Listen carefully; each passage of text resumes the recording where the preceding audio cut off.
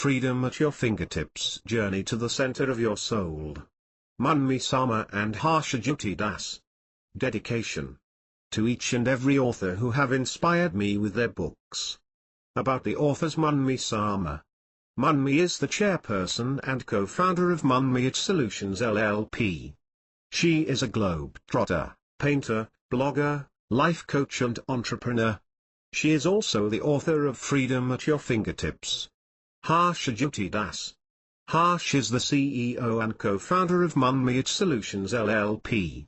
He is a traveler, a writer, an inbound marketer, an entrepreneur, and a business advisor.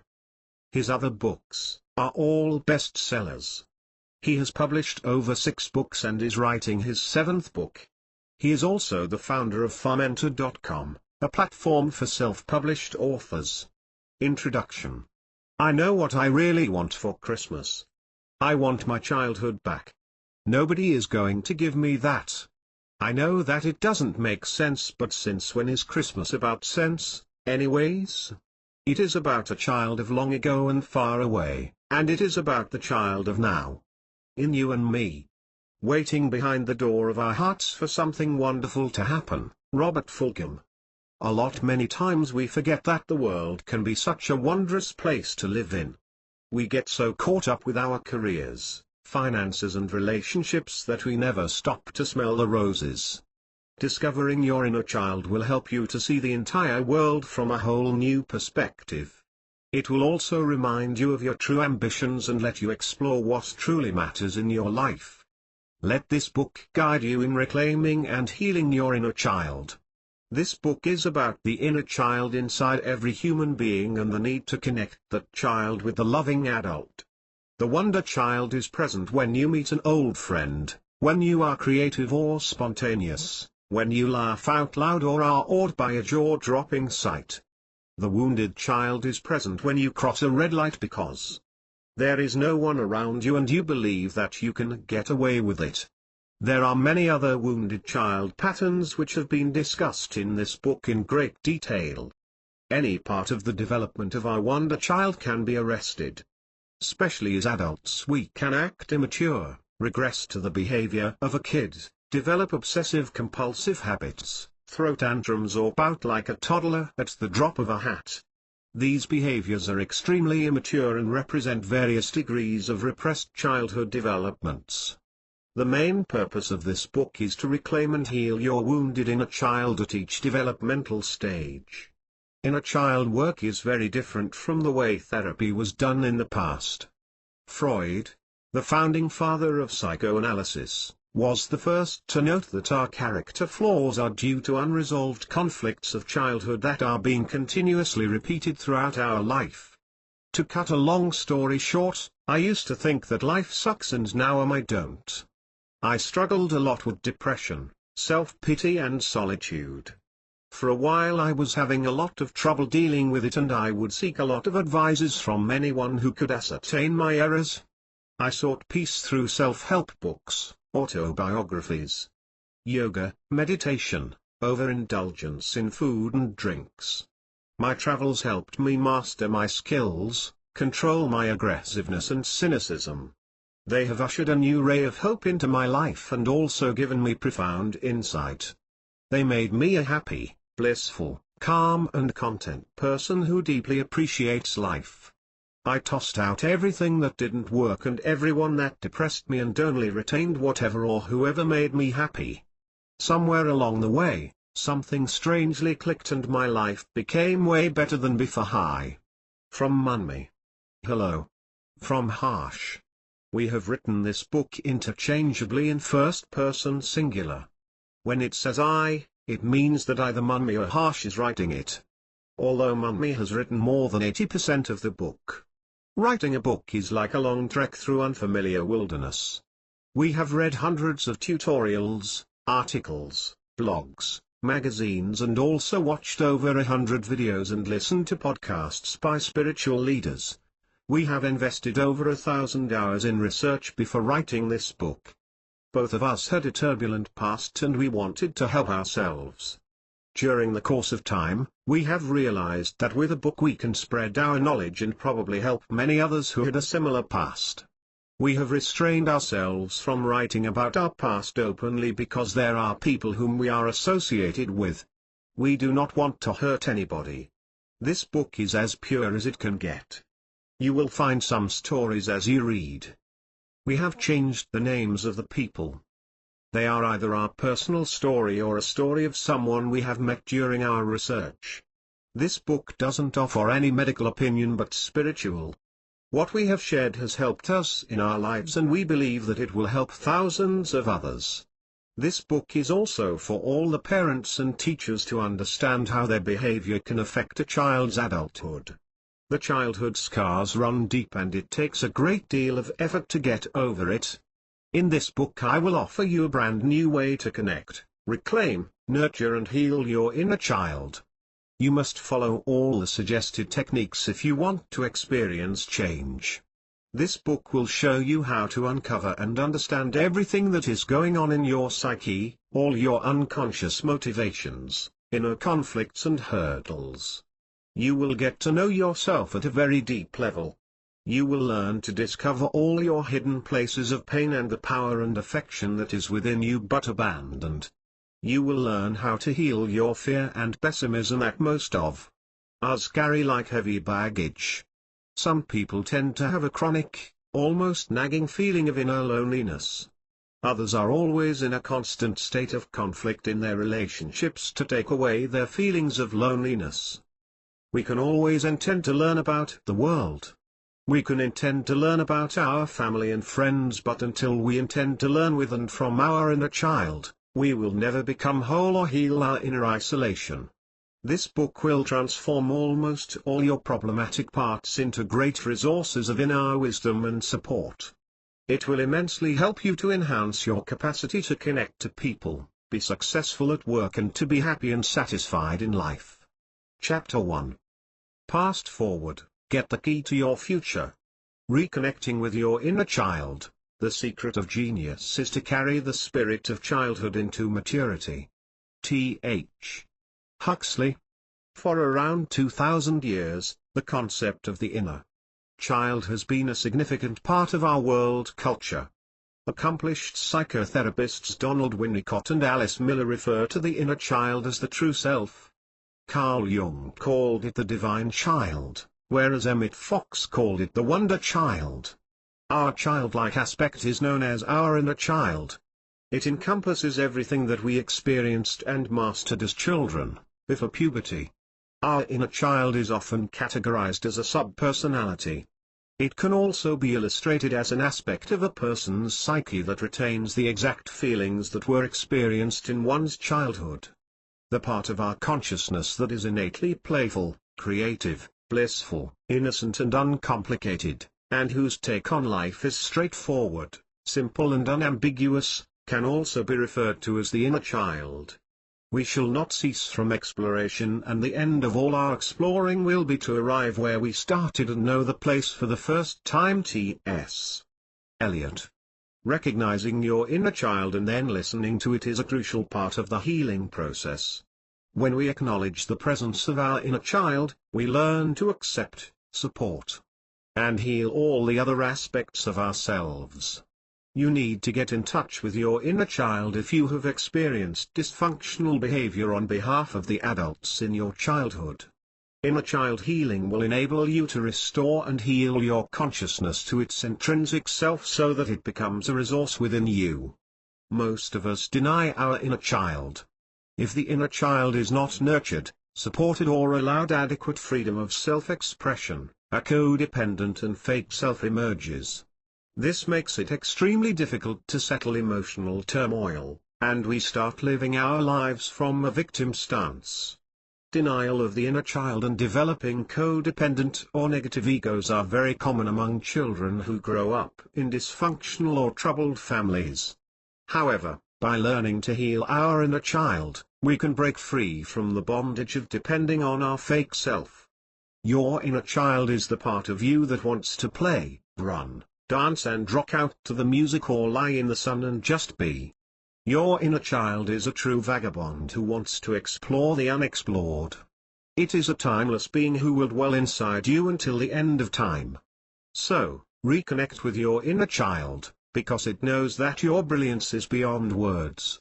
Inner child lost and found. Here are 10 ways to reconnect with your inner child. Let go of your inhibitions, accept who you truly are and learn to love yourself. You are unique and full of opposites and paradoxes. Do the things that you enjoy doing, but learn to push your limits by experiencing your fear and doing it anyway. It's good to let go of yourself once in a while. Do not hold yourself back for unknown reasons. However, this is not an easy undertaking. It will take self-discipline and practice to do what you really want to do. Live in the present. It's very easy to get caught up in the day-to-day worries and struggles. When you get caught up in the turbulence of the future and troubles of the past, it's easy to become overwhelmed by it. When you live in the present, you can get into the flow of activities and enjoy doing them. Try to be aware of what you are doing, touch it, feel it, enjoy it and be happy. Living in the present also makes you productive because your mind does not drift here and there. Self-expression. The inner child does not suppress feelings and it has no limitations or expectations. So, when something touches your heart, feel free to spill out your tears of joy. When you discover something breathtaking, celebrate it and share it with everyone around you without a second thought. Expand your senses, look around you and admire the beauty that surrounds you. Make some time in your life to enjoy the sunrise, sunset, moonlight and nature. Try to enjoy the serene moments in your life. Listen, observe, experience and appreciate what the world offers to you. Listen to the rustling trees, people's laughter and the singing birds. Taste all the different cuisines and smell the fragrance of flowers and the scrumptious aroma of delightful delicacies. Enjoy and experience life. Get hooked on children's literature. Reading children's literature can trigger childhood memories and transport you back to your childhood days. With all the colorful imaginative characters, children's literature can offer frivolity and capture the essence of childhood. By devouring children's books, you can easily feed your inner child and also discover significant principles of life. Indulge in sports. Everyone's inner child comes out to enjoy and play whenever games are introduced into a particular setting.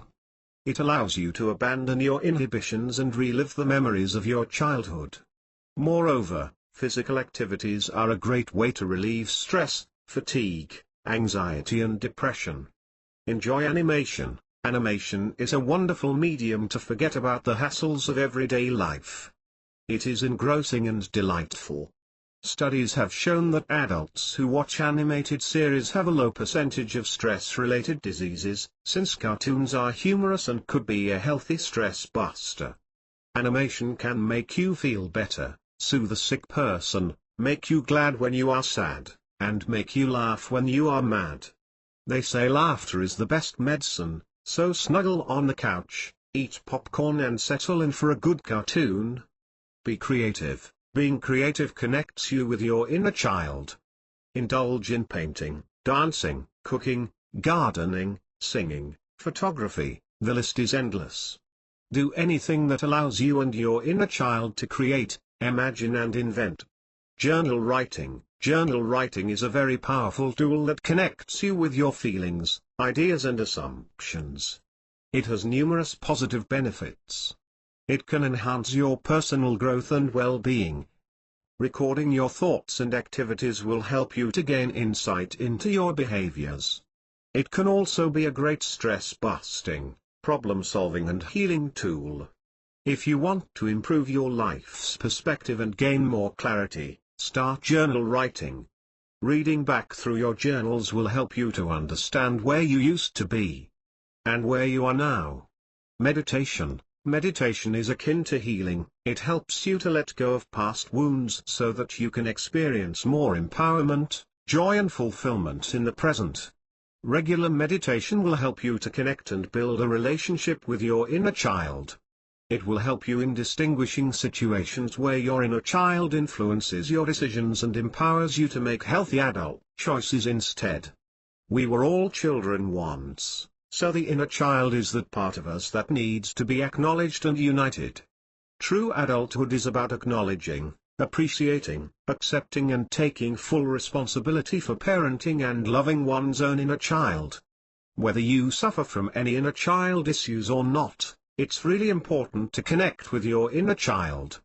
Try out those exercises mentioned above to feel what your inner child feels and to connect with your inner child that you never thought existed.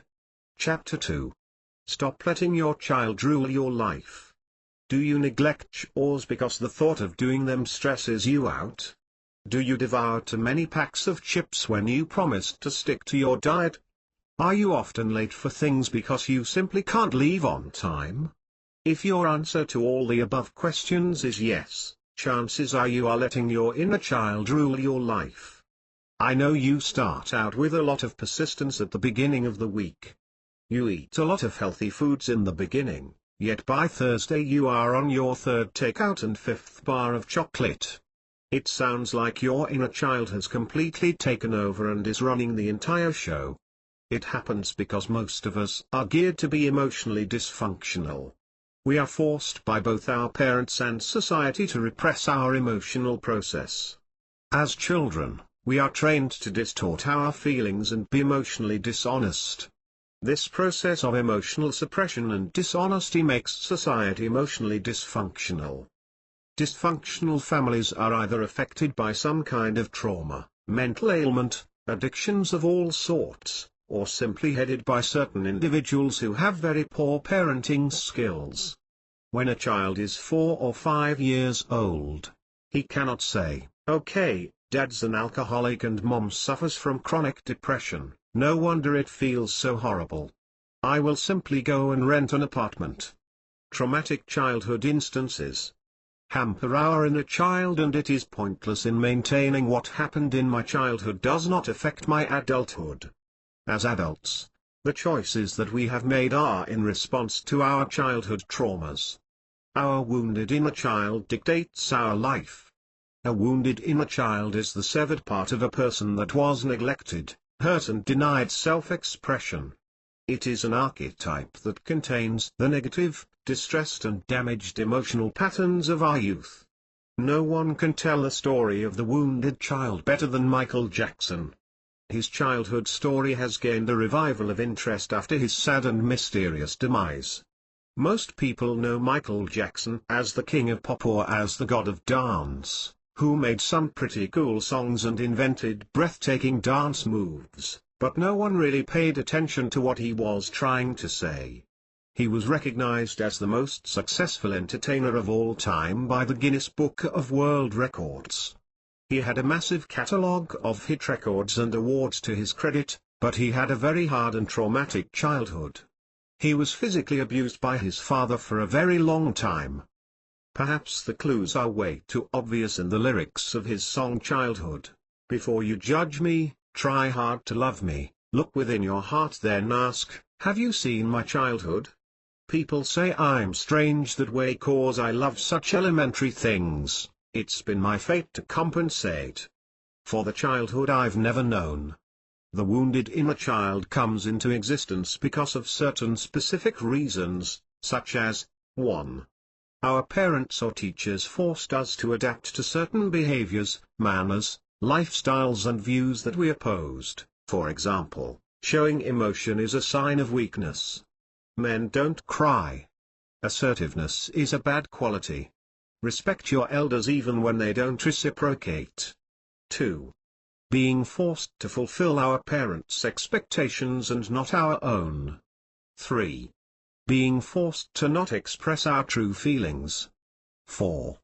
Being asked to not show our true self in order to be loved, accepted and appreciated. 5.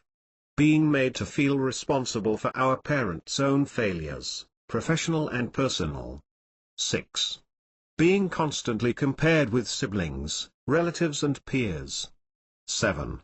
Sustaining emotional, physical or sexual assault or abuse. 8.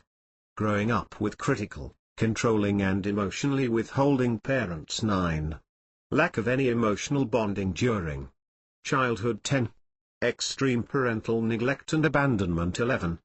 Being constantly put down or criticized at home or school. 12.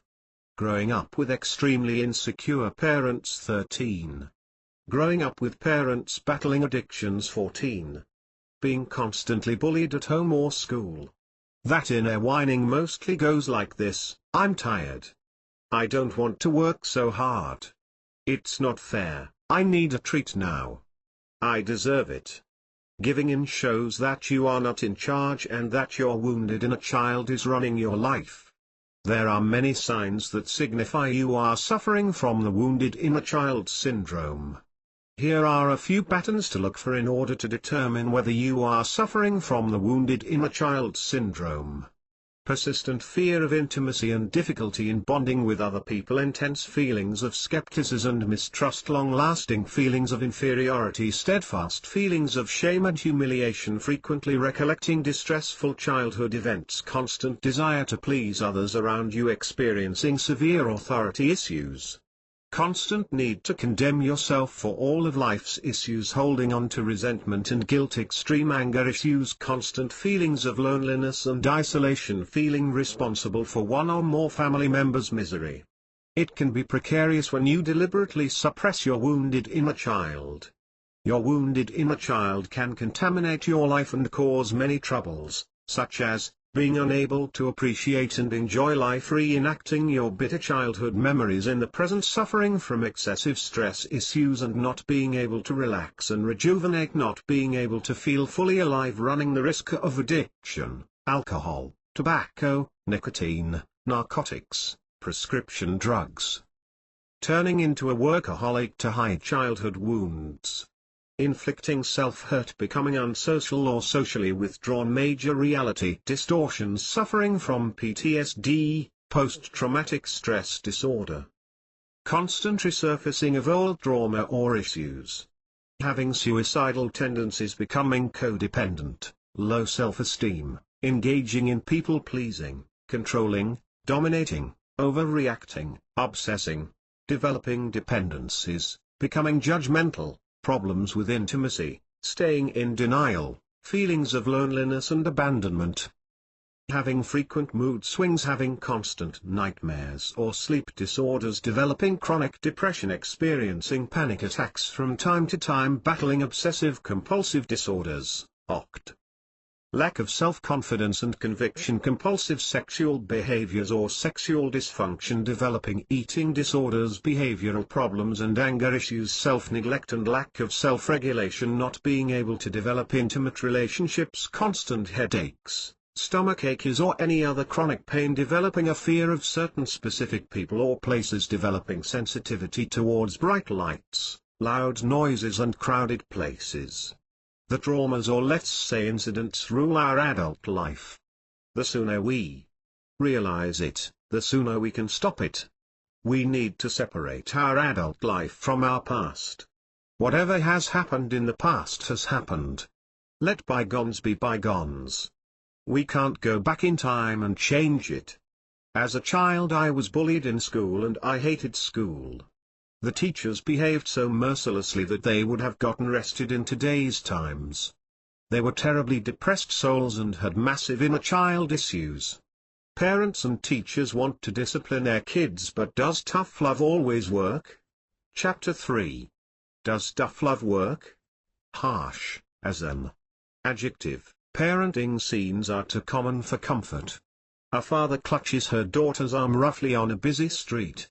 A mother on a bus growls coarsely into her son's ear.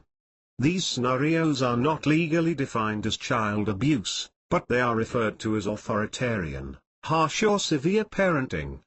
Regardless of love, race, income or environment, parents everywhere are capable of it. So, does tough love work? The answer is no.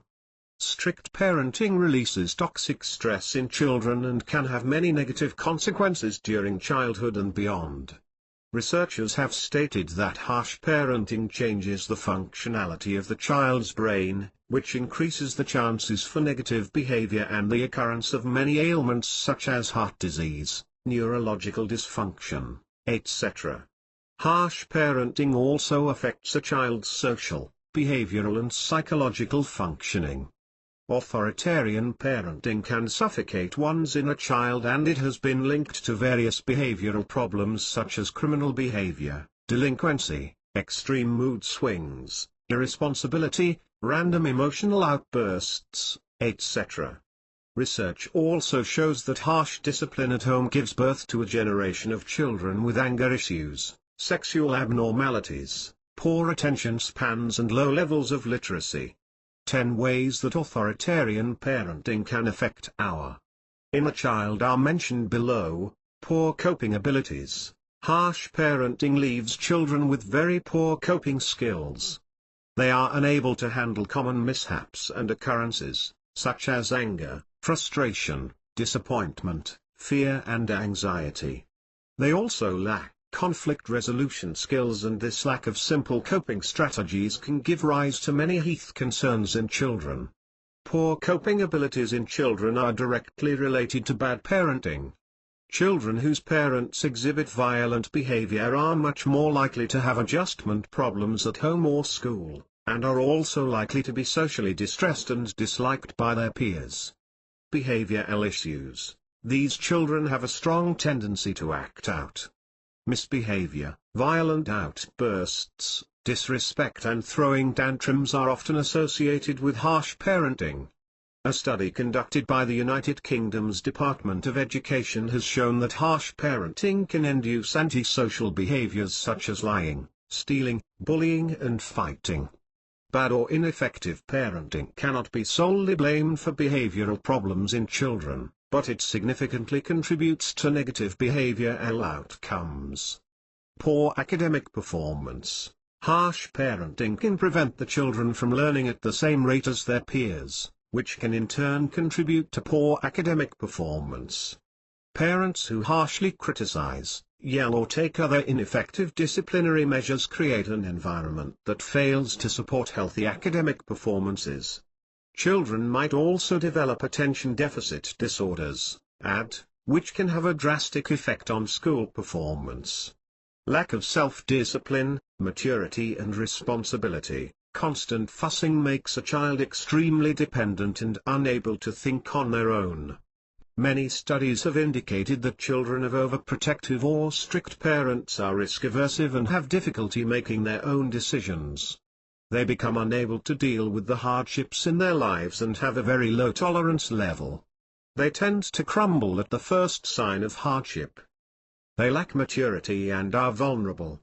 They become needy and dependent at an age when gradual independence should occur. They are years behind in growth and development compared to their peers. Lack of self-confidence and low self-esteem. According to the Journal of Adolescent Research, harsh parenting can have a negative effect on a child's self-esteem and self-confidence. Low self-esteem is often the direct result of authoritarian parenting. In this particular style of parenting, children are mostly expected to follow strict rules and not cross their boundaries. Failure to follow the rules results in severe punishment. When this process continues for a long time, it makes the children lose confidence in their abilities and they start developing a low opinion of themselves. Lack moral reasoning. Children that are raised with a harsh parenting style learn to obey, but they lose the ability to think for themselves.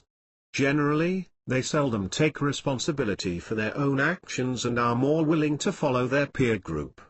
Sometimes these kids even dodge responsibility by stating that they were simply following orders. Authoritarian parents might believe that they are the champions of morality, but their kids are much less advanced when it comes to moral reasoning. They are more likely to tune their parents out as they grow up. Mental health problems. Lack of true parental support and harsh parenting can make a child feel unloved and might also increase the risk of depression in children. The Journal of Clinical Child and Adolescent Psychology states that every child who has depression has bad parents. Harsh parenting techniques can also trigger mood disorders in children. Authoritarian parenting put kids at greater risk of developing other emotional problems, such as anxiety, stress, panic disorders and poor psychological adjustment. Kids with authoritarian parents are more likely to experience depersonalization and have trouble regulating their emotions. Become socially withdrawn. As a result of harsh parenting, a child becomes fearful and develops anxiety and a reluctance to share feelings due to a self-imposed inferiority complex. They also lack communication or social skills. Hence, the child starts avoiding social gatherings and eventually becomes socially withdrawn. They tend to get discouraged easily and become overly critical towards themselves. Develop a resentment of authority. Children that are raised with a strict parenting style become very rebellious and resent all kinds of authority as young adults. Authoritarian parenting makes children believe that part of them is unacceptable, hence they sometimes become very hostile and they cannot manage those distressing beliefs that drive them to act out. They spend more time thinking of various ways to overcome their lesser impulses. Develop a fear of failure. Harsh parenting makes children extremely sensitive and sentimental. They tend to become emotionally overwhelmed and often worry about getting into trouble. Sometimes, these kids are not only emotionally sensitive, but they develop sensitivity to a host of other things. They might fear large crowds, bright lights or loud noises. They start resisting change, and struggle to deal with even small changes in their lives. They develop a fear of failure and are hesitant to try new things. In some cases authoritative parenting can successfully discipline a child momentarily, but the negatives are far worse than the positives. When there's an option to love, why be cruel? Chapter 4. A Tale of Child Abuse and Neglect. During our research we came across a story of a little girl. Let me share it with you. A lot of us will be able to relate to her. Raven was emotionally and physically abused by her alcoholic mother until the age of 15. Initially, she believed that the abuse was her fault and she deserved every punch in the face and every burn from the cigarette. She kept it a secret from everyone and hid all her scars with long-sleeve shirts and pullovers. She wanted someone to help her, but she feared the consequences. She pretended to be happy and cheerful in school, but she never wanted the day to end. She dreaded going home and she walked as slowly as possible on her way back home. At school, she kept wondering if she had completely finished all her chores before she left home. Her mother wouldn't spare her if she didn't. She was a good student, had many friends and always got good grades, so her teachers at school never suspected anything and assumed that she came from a very loving, healthy and well-balanced household. Raven hated going home after school, but the fear that made her not want to go home was also a fear that said that she better get there. Her mother would continuously find faults with her and kept searching for opportunities to bash her. If she revolted or answered back, her mother would burn her hands with cigarette butts or sometimes even lock her inside her room for 24 hours without any food or water. Her father was completely oblivious to the abuse. He knew nothing for a very long time. He was a truck driver who drove trucks cross-country and would be gone for weeks at a time. When he was home, her mother never laid a finger on her, but as soon as her father left, the abuse started. She wanted to reveal everything to her father and show him all the marks that her mother had left on her, but she was petrified of her mother.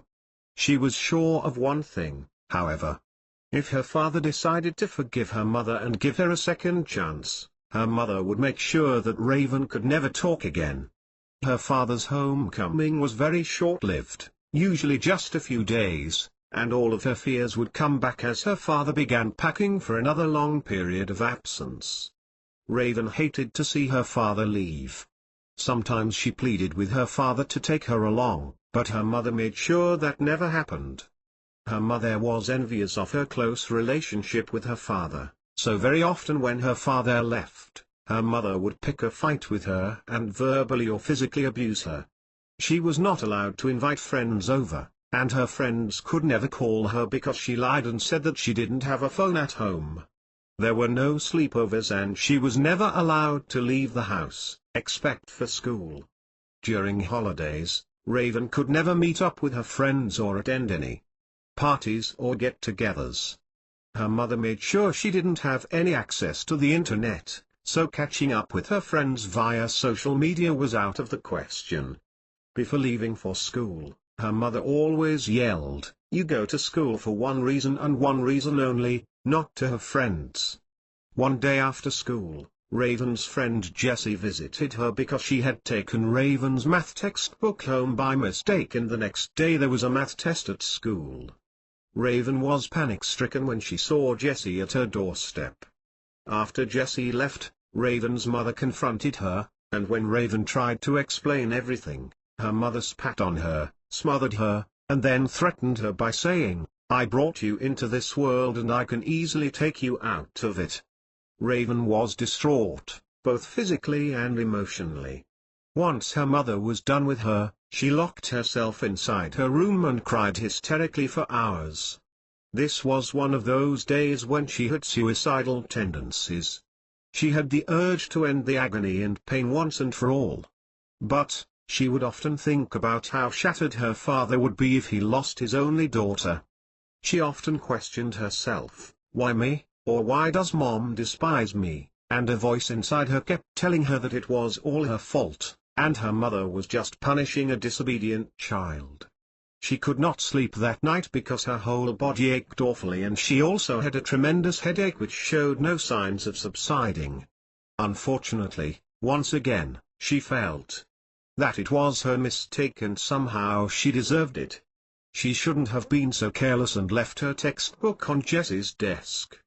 She was too scared to step out of her room and soothe her sore neck with some water or nurse her wounds. She felt vulnerable, weak and scared. She vowed not to piss her mother off again, but that was easier said than done. After that incident, her mother was sure that Raven was only making friends at school and not concentrating on her studies, so her mother decided to give her a good thrashing every day before she left for school, to remind her not to ever make friends at school again. Each time, she carefully avoided Raven's face so that no one would ask any questions or doubt any foul play. The abuse got worse as she started growing up, and at 15 she decided that she could not take it anymore. By then, both her hands had numerous burn marks and she had developed a chronic backache and bad migraines due to the incessant thrashing. One night when her mother was sound asleep, Raven ran away from her home. However, the police officials soon found her and informed her mother about her whereabouts. When her mother made it to the station, she tore into Raven right there and started hitting her in front of the authorities. Raven somehow managed to push her mother away while everybody around her was horrified and shocked to see her mother's vile reaction. Then her mother started yelling at her and kept repeating, "I will kill you today, bitch. You don't know what I will do to you." The authorities could not believe what they were seeing and hearing. They easily understood why Raven had run away from home at such an odd hour. They considered her mother's reaction barbaric, and took the mother into custody and accused her of persistent physical and emotional assault and battery. When Raven's father was informed, he was thoroughly heartbroken and tremendously ashamed of himself for not being able to protect his beloved daughter. He could not believe that his own wife would do this to their only child. He was stunned when he discovered that a mother could subject her own daughter to such violence and brutality. Obviously, he left his wife and Raven moved in with him at the age of 16. Raven's father assured her that he would never let anything happen to her ever again and asked her to forgive him for being so blind and unmindful. He quit his job and started a small business at home so that he could spend more time with his daughter and take proper care of her. He gave a lot of love and attention to Raven and tried very hard every day to help Raven forget about the trauma that she had been through. He wanted to heal her wounds by being there for her every day and by giving her lots of affection and warmth. He wanted Raven to feel safe and happy again. He wanted her to forget her past and move on in life and follow her passion. He felt guilty and responsible for Raven's condition and wanted to do everything he could to make up for it. Ideally, it would have taken some years of consistent therapy, strong determination and willpower to get past what had happened to Raven. However, Raven quit therapy after just a few weeks. She stopped all her inner child healing work midway and decided to self-medicate herself. She believed no one fully understood her trauma and she could not relate to anyone, not even her father. She never enjoyed talking about her feelings and felt that the society was labeling her as a freak. She chose to ignore her wounded inner child and the consequences were dreadful. Her father pleaded with her to go to therapy, but Raven turned a deaf ear to all of her father's requests. This created a rift between them because Raven was becoming very resentful, and her father came to the conclusion that the childhood abuse had scarred Raven for life. Ultimately, at age 18, Raven moved out. Raven still has ghastly nightmares and her mother continues to haunt her in her dreams. She can never completely forgive her mother because she cannot forget the 15 years of gruesome abuse that her mother inflicted on her. She takes one day at a time. Every day she tries her best to be happy and brave. She still loathes the idea of getting help or going to therapy. She doesn't keep in touch with her father anymore. She tries very hard to not think about her abusive childhood, in order to keep her past memories from affecting her present life. But each day is different. Some days are easy, while others are excruciatingly painful. She turns to drugs and alcohol on the days when she feels depressed and infuriated for tolerating such long-term abuse. Snorting coke gives her the ultimate kick. She loves getting high because those are the only few moments when she feels truly alive, euphoric, relaxed and blissful. From time to time, she uses pills to keep her panic attacks at bay. She suffers from PTSD, post-traumatic stress disorder, and the pills help her to combat her stress levels. She seems to be on some sort of a self-destructive mission. But, Raven believes that no one should blame her for her behavior. She went through a lot more than anyone should ever have to bear. Raven wants freedom, freedom from being angry and wanting to kill every woman that walks down the street holding a little girl's hand, freedom from wearing that victim/survivor label like a visible tattoo. She wants freedom from having to walk through life gripping her middle to keep from collapsing. After all, none of it was her fault. Chapter 5. Nourishment for Difficult Times. We can learn to be responsible adults who can lovingly parent the wounded children inside us. It is a lot of work and it takes time, but it is worth it. It can create the freedom to be able to let go, to be happy and joyous in the moment, no matter what is happening in our lives. It leads to empowerment, serenity and the ability to have a more loving relationship with self. Nothing you do in your life will be more rewarding or have more far-reaching consequences than healing your wounded soul, which is what your wounded inner child represents. Robert Burney. It does not matter how old or young you are, there is a child within you who wants to be loved and cherished. If you are a woman, regardless of how self-sufficient you are, you have a little girl inside you who is very vulnerable and needs your love and support.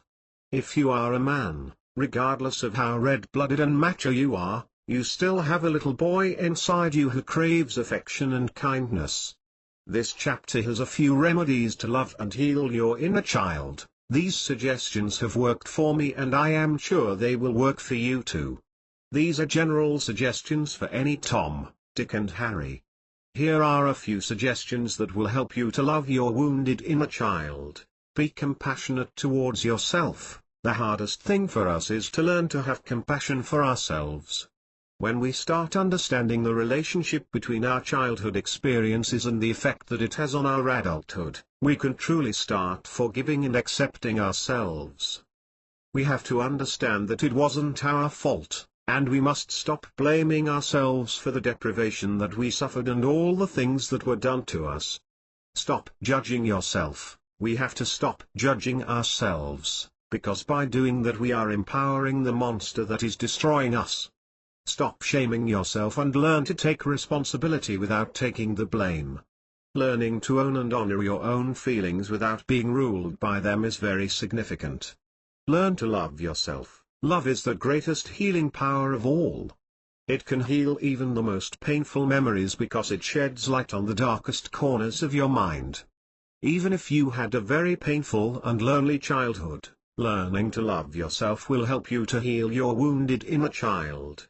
Use the affirmation, "I am complete, whole and perfect, just as I am." The more you repeat this statement, the quicker you will learn to love yourself.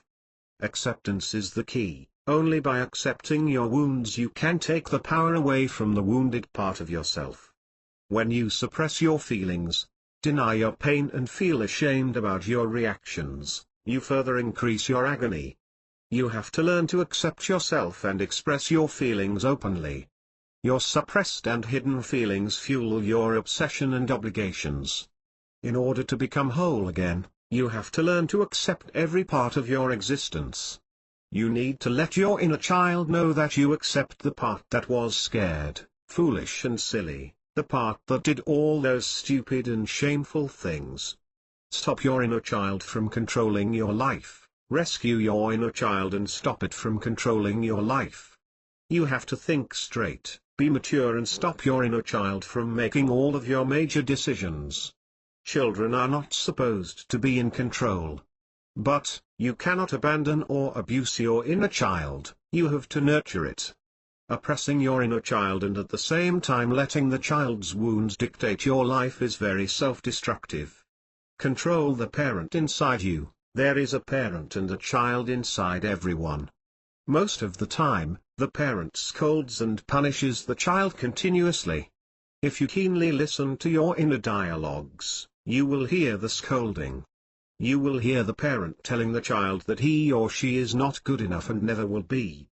You have to control this parent inside you and make it more contributing and encouraging. Self-awareness. Take the time to be aware of your inner child's feelings. Honor the fears and needs of your inner child. If you are aware of your inner child will not feel the need to push forward and take over.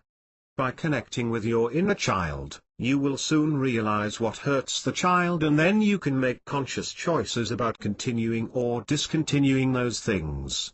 Protect your inner child. Your inner child needs protection. And setting healthy boundaries in your life helps the child to feel safe. Stay away from situations that are toxic for the inner child, such as harmful relationships. It is essential to realize the difference between vulnerability and fear. If your inner child feels accepted and protected by you, it can be vulnerable but not frightened. Find people that your inner child feels safe and comfortable with. These people may be very different from the people that your adult self feels good about. Forgive yourself. Once you use self-forgiveness, your inner door to love opens. Forgiveness will allow you to feel the universal love that has been waiting beyond the door that you have kept shut for such a long time. It is a relief to feel the warmth as you open yourself to compassion and self-forgiveness. Forgiveness is about setting yourself free, releasing yourself from the past and assisting yourself in overcoming resentment. Consider your inner child's point of view. It can be very useful to get your inner child's point of view on certain major decisions. This proves that you respect your inner child's needs and boundaries. This habit will prevent old and disturbing behaviors and reactions from recurring. Take care of your spiritual self. Taking care of your spiritual self can be very comforting to your inner child. It does not necessarily mean taking part in a formal religion. There are many spiritual practices that will easily meet the needs of the child. These include meditation, prayer, rituals, guided imagery, yoga, mindfulness and gratitude. The end goal is to stop feeling sorry for ourselves and move on with life. We are lucky to be alive today and we must be grateful for it. Every action we take from now on will define our future, not our past. Love yourself more than you love anyone else. It's you whom you will have to live with all your life. Most of us are not even aware of the fact that we have inner child issues. We spend our whole life on an assumption that we can't make it any better. I know a person very close to me who feeds on self-pity. When I studied that person in detail, I realized that it all goes down to wounded child issues. But the sad part is, the person is still not aware of her inner child issues. Most of us face a similar condition. Until and unless somebody tells us that something's wrong with our behavior, we don't realize it. Initially, I used to get angry at the drop of a hat, but my spouse finally confronted me. I later realized that my unreasonable behavior was because of immense domination and authoritative parenting by my parents. As a result of which I would discard all the suggestions offered to me. Especially when my spouse suggested something, I would develop an instant resentment towards it. I am grateful that I was able to identify my wounded child issues early on and change myself for the better. Chapter 6. How to think like a whiner when you feel like a loser. Check yourself before you wreck yourself. I am an average, mediocre person who has never done anything extraordinary till date. I can't say that I am successful because I have not achieved the pinnacle at anything. For me, success means having the freedom of choice, but I am not sure if I have exercised it in its entirety. Skepticism follows me every step of the way. I am a jack of all trades and master of none. I have never done anything that grabs eyeballs, such as writing a bestseller, winning a national-level championship, owning $1 million company, funding cancer research or visiting outer space. I have had my fair share of failures and successes, but I have never accomplished any of the targets that I had initially planned on. Success is to be measured not so much by the position that one has reached in life as by the obstacles which he has overcome. Booker T. Washington. I also have insomnia, which means I spend my nights half awake, rolling in bed, watching the clock tick excruciating, and my days are filled with dopiness. And mostly sleep deprived, comes with the territory, overworked and exhausted. It gets so bad that sometimes if I am lucky enough to catch a flick in the theater, I fall asleep even if the movie is a jaw-dropping, blockbuster hit. I keep changing my diet. I have weight issues. This is Munmi speaking. I read a lot of new information, set goals and get myself completely psyched up and keep telling myself that I can do it, but after a few weeks, I fizzle. It seems like I cannot stick to the promises I make. I have many other issues that quick fix approaches can't fix, and writing is my gateway to freedom and exhilaration. Overall, everything I have done has been identified by its mediocrity, and most people associate my success with the luck factor. That being said, it's very obvious that all of us cannot be great illusionists. We can't all be Mozarts, Beethovens or Picassos. Luck seldom favors us, and everyone is not born with a silver spoon. However, we do want to make good money, enjoy life's luxuries, nurture a healthy family and be happy. You have to aim for the stars, but keep your foot firmly on the ground. Aiming for ornateness is always a recipe for disaster. Therefore, don't sweat it. If you are a perfectly average person like me and want to make the most of everything, then take a look at my recommendations. Focus on getting better, rather than being good. Nobody can be perfect from the get-go. We make progress over time, after countless trials and tribulations. Focusing precisely on getting better is a very lucrative habit, because people who exercise it experience less stress and anxiety, even in the face of terrible turbulence. It enables a person to handle negative emotions, pessimistic thoughts, negative feedback and bad criticism in a much more positive sense. It is very crucial to have interests and enjoy what you are doing in order to master your skills and accomplish success. The ones who concentrate on incurring better outputs are much more capable of handling failures and overcoming obstacles. The ones who have the get better mindset are always the peak performers. Many of us believe that our aptitudes and abilities are fixed, that they cannot improve or deteriorate with time and effort.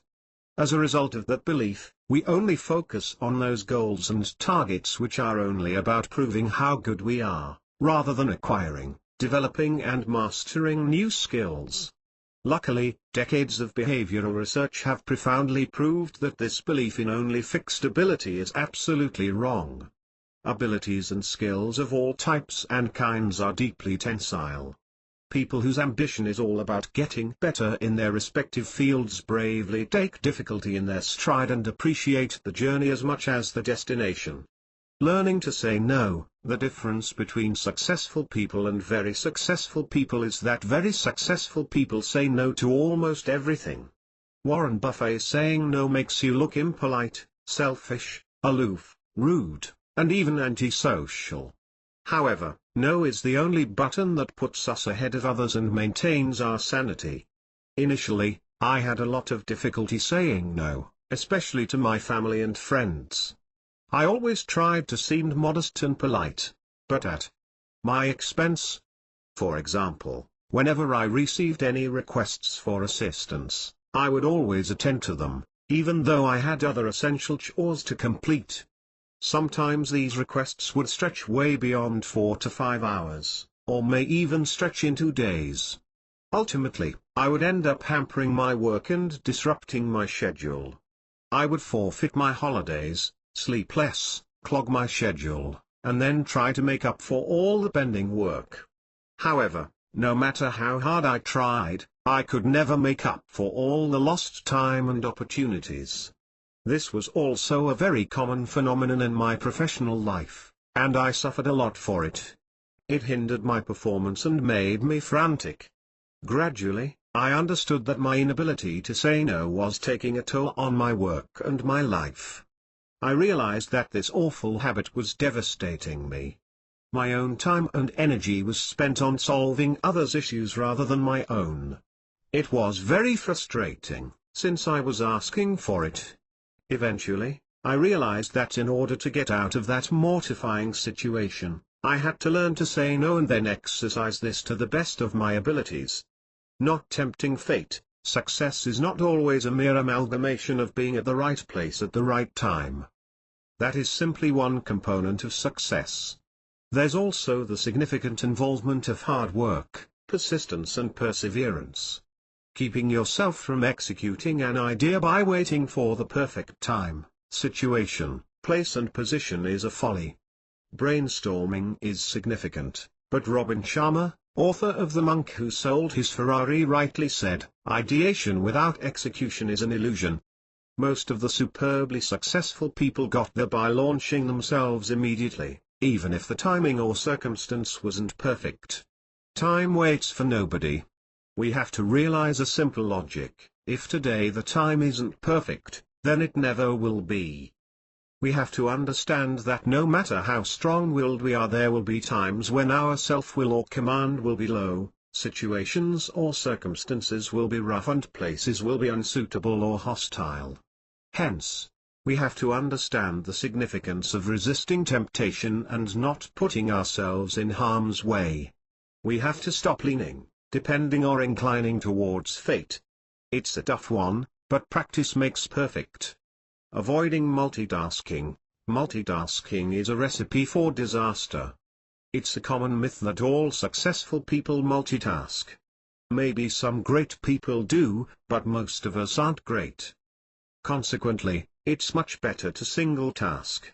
Even now, you might be reading this post while doing your laundry, watching TV, cooking, gardening, bathing, etc. Today, we are all hell-bent on multitasking, since we are hooked to our iPods, iPads and iPhones, not to mention the TV, laptops and desktops. I always have too much to do and too little time to get it done. Your perception is that you are trying to save as much time as possible by doing multiple things at once. The real truth is you are actually wasting a lot of time because you are solely focusing on none. Of course, your meal will be ready, the garden will be prepped, the laundry will be done, but you will hardly remember anything that you have watched on TV or read in this post, and the quality of the rest of the items will suffer as well. You might assume that you are good at multitasking, but multitasking itself is a futile engagement. Our brains aren't equipped to handle multitasking, and it might fool us into believing that we can. Recent studies prove that the brain is not built for multitasking. While attempting multitasking, the brain shuts down one task to accomplish the other, which causes delay in brain operation, and everything takes longer than contemplated. When the tasks are dissimilar and requires some degree of attention, multitasking falls apart. It makes us less productive, deteriorates our work output, and makes our lives haphazard. Once you stop multitasking and start single-tasking, you will start climbing up the ladder much faster than before. So, instead of reading this post and doing tons of other things, try something different. Practice aerobics, do yoga, go for a walk, swim, run, or simply listen to some soothing music. Give your brain a break. The rest can wait. Embracing incessant failures. No matter how hard you try to avoid it, failure will occur. Successful people understand the reality and inevitability of failure and its contribution in imparting success. Hence, embracing it is a much easier option, rather than escaping it. You cannot escape it, it will follow you everywhere. Just do not commit the same mistakes again, make new ones and learn from the old ones. It took some time, effort and error for this realization to dawn on me. I used to bitter due to my trials, right after one simple setback. I used to be very skeptical about my endeavors because of the prospect of failure. I have made numerous mistakes in my business, and I am embarrassed to recount most of them. There are examples of people who have rarely failed, such as Mark Zuckerberg, Bill Gates, Larry Page, etc., but those are great visionaries. They have altered the face of mankind. Most of us, however, are pretty mediocre. We strive for greatness, but rarely achieve it. However, we make many mistakes along the way. So in order to achieve what we desire, we will have to learn to embrace all of our mistakes, study them and move ahead. The clique, keep going until you hit the finish line sounds great. But for the mediocre, average people, keep failing until you incidentally no longer fail is better suited. I have failed again and again, and that's why I succeed. Michael Jordan. Chapter 7. Cure for self-hate. Toss out feelings of insignificance. Feeling inferior is an ailment. Feeling inferior to someone taller, slimmer, richer, smarter, prettier or healthier. Almost everyone suffers from this ailment. It stems from multiple factors that gradually encompass a person's entire personality. Inferiority complex is an emotion that is experienced by the body. It is a conditioned reflex, and once conditioned it is a living hell. From time to time, inferiority complex-stricken individuals tell themselves that they aren't good enough, smart enough or pretty enough, yet these comments are not based on true facts. Any kind of physical or emotional abuse can have long-lasting and psychologically damaging effects on a person, making them believe that they are much less deserving than others. People with better clothes, better houses and even with better mobile handsets make them feel inferior. Such people always find something in everyone that makes them feel inferior, and they are oblivious towards their own positive points and strengths. Young minds are more vulnerable, especially during their student phase. Students often go through a whimsical and volatile phase to gain status, appreciation and approval in society. A lot of comparisons arise as peer pressure increases. This perilous phase is almost always accompanied by anxiety and apprehension, as one is unsure of their future path. At times, undesirable comments made by friends or family can make a child conscious of his or her weakness and tarnish their image. Consequently, many children suffer from an inferiority complex because they make unreasonable comparisons and assessments that they should not. Overcoming an inferiority complex can never be accomplished by accumulating money, power, approval or authority, because any attempt that you make to gain self-worth based on materialistic things or achievements will eventually result in the loss of self-worth when you lose these achievements. The problem with affirmations is that they tend to help a person create and live a lie, without treating the deep-rooted causes, which is why the feeling of inferiority never disappears. It takes a lot of self-realization, confidence and acceptance of the things that one cannot alter in order to break away from any form or type of inferiority complex. The positive side is that it is possible to avoid developing or overcome an already existing inferiority complex, regardless of the challenges life has thrown at you. In this article you will learn how to build up your resilience. Hence, without further ado, I present to you the top 15 ways to get rid of an inferiority complex. Always be specific, try to determine your specific inferiority. It is better to be precise than generally feeling low. If you find yourself feeling inferior, try to narrow it down and ask yourself exactly who do I feel inferior to? Emotional thinking is very mushy, so tighten it up and make it less emotional. There are almost 8 billion people on this planet. What kind of people do you feel inferior to? Try to narrow it down to a specific type. Do you feel inferior to good-looking people, rich or more educated people? Try to figure out your category of inferiority. I always had a weird complex towards people who had a chic, contemporary and trendy dressing style. Once you find your category, expand this further by listing the names of all of these people. As for me, I felt specifically inferior with 4 of my friends. Once you list the names, you need to find out why you feel inferior to them. Knowing the problem is having half of the problem solved. Perfection is overrated. Dare to be different. No one is perfect, everyone has their flaws, but your feelings of inferiority are magnifying your flaws in your own mind. Every human being is unique. No one face or body is the same. Your inferiority is also a unique quality.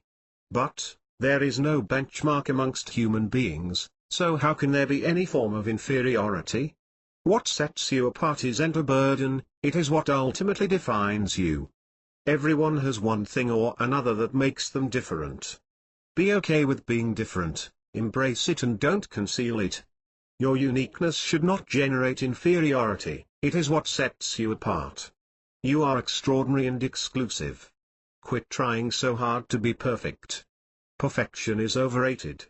There is no such thing as perfection, and the ones who appear to be perfect are not. Imperfection is beauty, madness is genius, and it's better to be absolutely ridiculous than absolutely boring. Marilyn Monroe. Face your fears. Do you fear that people will stare at you or make harsh comments about you? These are valid concerns, but always remember that any brassy comments that you receive are irrelevant and must be ignored at all times. The ones who make comments are dysfunctional, hence, the reason they make such remarks. Eleanor Roosevelt rightly said, "No one can make you feel inferior without your permission." It is you who feel inferior, and if we change our thinking, everything about us changes. We are all well aware of our fears, but when the moment to face our fear arises, we shrink back. Try to confront your fears. Make a list of all your fears and try to overcome them gradually. It is normal to want to avoid the things you fear, but avoidance prevents you from understanding that the things that you fear are not as fearful as you think. Once you begin confronting your fears, your feelings of inferiority will naturally lessen. Remember what Victor Hugo said, "Courage is not the absence of fear but the mastery of it." Stop self-loathing. Self-loathing is an extreme self-esteem issue. It leads to someone becoming self-sabotaging, which then leads their self-hatred to sabotage their own actions and agendas. The most significant rule for a happy life is learning to love and accept oneself. At times my family calls me a narcissist because I am so in love with myself. Earlier on, I wasn't too confident about my body and my dressing style, but now I love myself just the way I am. We need to be satisfied with ourselves and stop wanting to be someone else. Loving one's self is crucial to achieve confidence, which sets the path for high self-esteem. Just try to be yourself. Stop copying others and create your own specific identity. Maybe at some point someone told you that you were not good enough and you are carrying that baggage even today. If this is true, then drop it right away and you will feel much lighter, happier and merrier. Always seek positive company. In order to combat inferiority, it is essential to be in the company of people who are positive in their nature and outlook. Try to spend less time with people who spend all of their time judging and analyzing others, because you will also be influenced by them. Try to be with people who like others for the way they are. When you are in the company of people who eagerly accept you as you are, you will grow to be more confident and level-headed. Both positivity and negativity are infectious. Hence, if the people you spend most of your time with are grumpy, you will find yourself mirroring the exact same emotions and vice versa. Recognize and honor your strengths. Celebrate your strengths and achievements. Most people with an inferiority complex pay very little or no attention to their achievements and accomplishments. They also find it difficult to accept worthy praise because they are busy finding reasons or questioning themselves for not achieving a particular level of success. If you want to get rid of your inferiority, then do not overreach yourself. Always stay within your bounds. Find out what you are good at, work diligently towards honing that skill, and then capitalize upon it. As you get into the habit of honoring your strengths, eventually your confidence will begin to grow and you will shed your feelings of inferiority. Everybody is a genius. But if you judge a fish by its ability to climb a tree, it will spend its whole life believing that it is stupid. Albert Einstein. Cease making irrelevant negative assumptions. Stop making invalid assumptions that people are going to mock you for being you. Stop assuming that when it comes to you, things will always take a turn for the worse. Try to convince yourself that these assumptions are baseless. Build inner confidence the best way you can. Dress well, eat and rest well, exercise well to look convincing even to yourself and to aid in the psychological boost. Try to develop the habit of positive affirmation and build a resilient mind. Incorporate positive thinking, because when you think optimistically you feel confident and self-assured. Pessimism and making negative assumptions will further enhance your feelings of inferiority and uncertainty, diminish your confidence and tarnish your self-image. Embrace constructive criticism. Accept constructive criticism and feedback positively. It will aid your self-improvement and form a learning curve. If you correctly embrace constructive criticism, chances are you could be driven to success in various fields. Inferiority complex-stricken individuals are well aware of their flaws, but whenever someone points them out to them, they usually take it in a very negative way, which makes them feel worse. In worst-case scenarios, such individuals may not even openly admit that they have such issues. Don't be disheartened by your failures. Winston Churchill once said, "Success consists of going from failure to failure without the loss of enthusiasm." We all have to learn to accept that failure is a simple phase that we must endure, and like everything else, it too shall pass. Envision them as opportunities to rewrite the script of success. It might seem difficult to spend time focusing on failures, but by assessing what you did wrong you can quickly evaluate what you need to change in order to do it better the next time. We will learn our most important life lessons from the bad decisions we make. The more you fail, the more you learn. Hence, don't let your failures increase or induce your insecurities, because they can be excellent teachers when you actually learn a lesson from your poor decisions. Keep going until you hit the finish line. Stop making comparisons. For heaven's sake, stop comparing yourself with others. Just because you are not 10 times better than someone else doesn't mean that you are not good enough. Comparisons give rise to feelings of inferiority because no matter how hard you try there will always be someone better than you. It's about strongly believing that you are good enough and working through your feelings of constant comparisons. Incessant comparisons will inevitably give rise to an inferiority complex, so don't spend your life constantly comparing to the people around you. Assure yourself that you are worth much more than what you always assumed. Strike a balance between reality and fantasy. You are real and you live in the real world, so make sure that you use your fantasies to your advantage and not to your disadvantage. Instead of imagining that the world sees you as an unworthy rat, try to envision that they see you as an elephant. Always assure yourself that you are the best person for the task at hand. Stop imagining things like, the world is out to get me, or I fail at everything I do, or I am just a waste of space, or I'm not good enough. Try to strike a balance between fantasy and reality.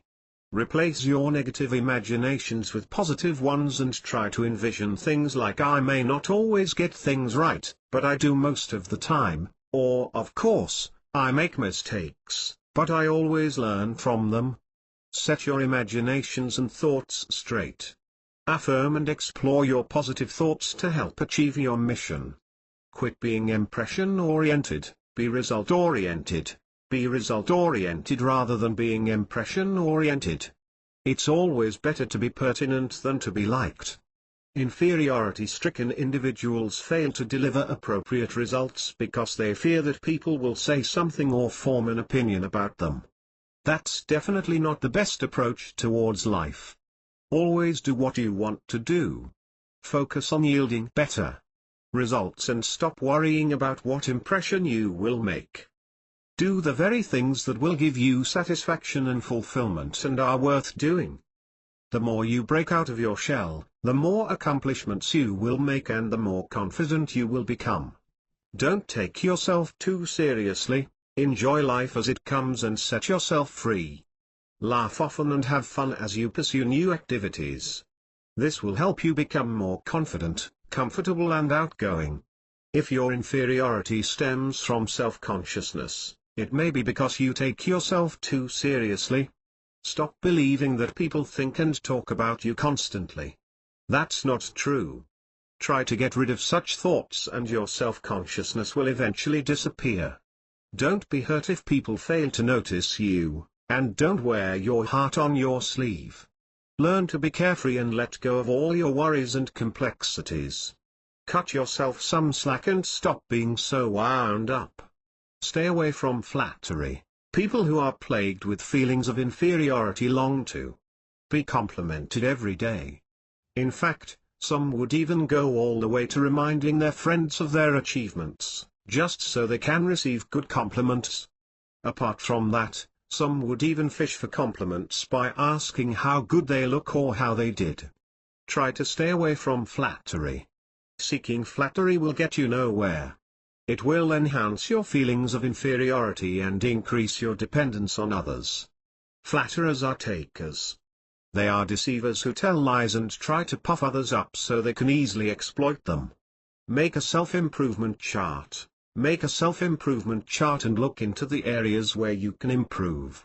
From career and relationships to weight, education or skills, you can start improving any area of your life. Even a minuscule upgrade can do wonders for your confidence and do away with your complex syndrome. Make a note of how you carry yourself. Instead of slouching, try to walk with confidence and take pride in yourself. When you feel beautiful from inside, the world shares the feeling. Having a low opinion of yourself is not modesty. It's self-destruction. Holding your uniqueness in high regard is not egotism. It's a necessary precondition to happiness and success. Bob Summer. Remove all of those labels that you have allowed to develop throughout your life. Those labels such as fool or loser or idiot which you associate with yourself need to be challenged and erased for good. Equip yourself with the above-mentioned strategies and a lot of endurance and I promise you that you will free yourself from an inferiority complex. Chapter 8: Transforming Toxic Patterns and Finding Your Joy. The child is the father of man. William Wordsworth. These 4 techniques will help you to discover the true you. Healing the inner child helps us to experience harmony, freedom and empowerment. We have all struggled through our childhood and many of us have experienced severe trauma. To protect ourselves from future suffering, we try to forget those painful experiences and stuff our feelings deep down into our unconscious minds. Maybe we haven't faced our inner child for many years, but ignoring the child doesn't mean that the child isn't present. Escaping or running away from our fears does not end our suffering, it prolongs it. When we realize the fact that we have forgotten our wounded inner child, we feel compassionate towards that child and we start generating the energy of mindfulness. Inner child work sheds light on various psychological and behavioral patterns that were groomed into our subconscious during our childhood.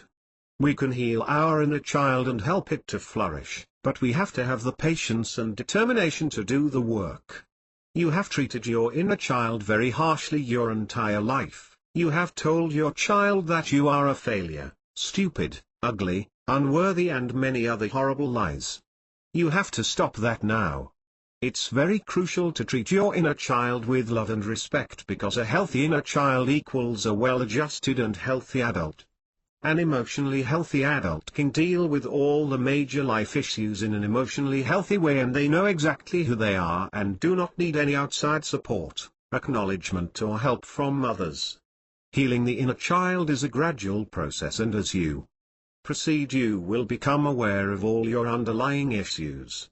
Complete healing will take some time and slowly but surely your wounded inner child will become full of life and jovial once again. You have to treat your inner child the way you wish to be treated because you are ultimately healing yourself. The process of inner child healing makes us aware of the fact that as adults we are simply playing those patterns out in our daily relationships with people at work or at home. Inner child work includes various techniques.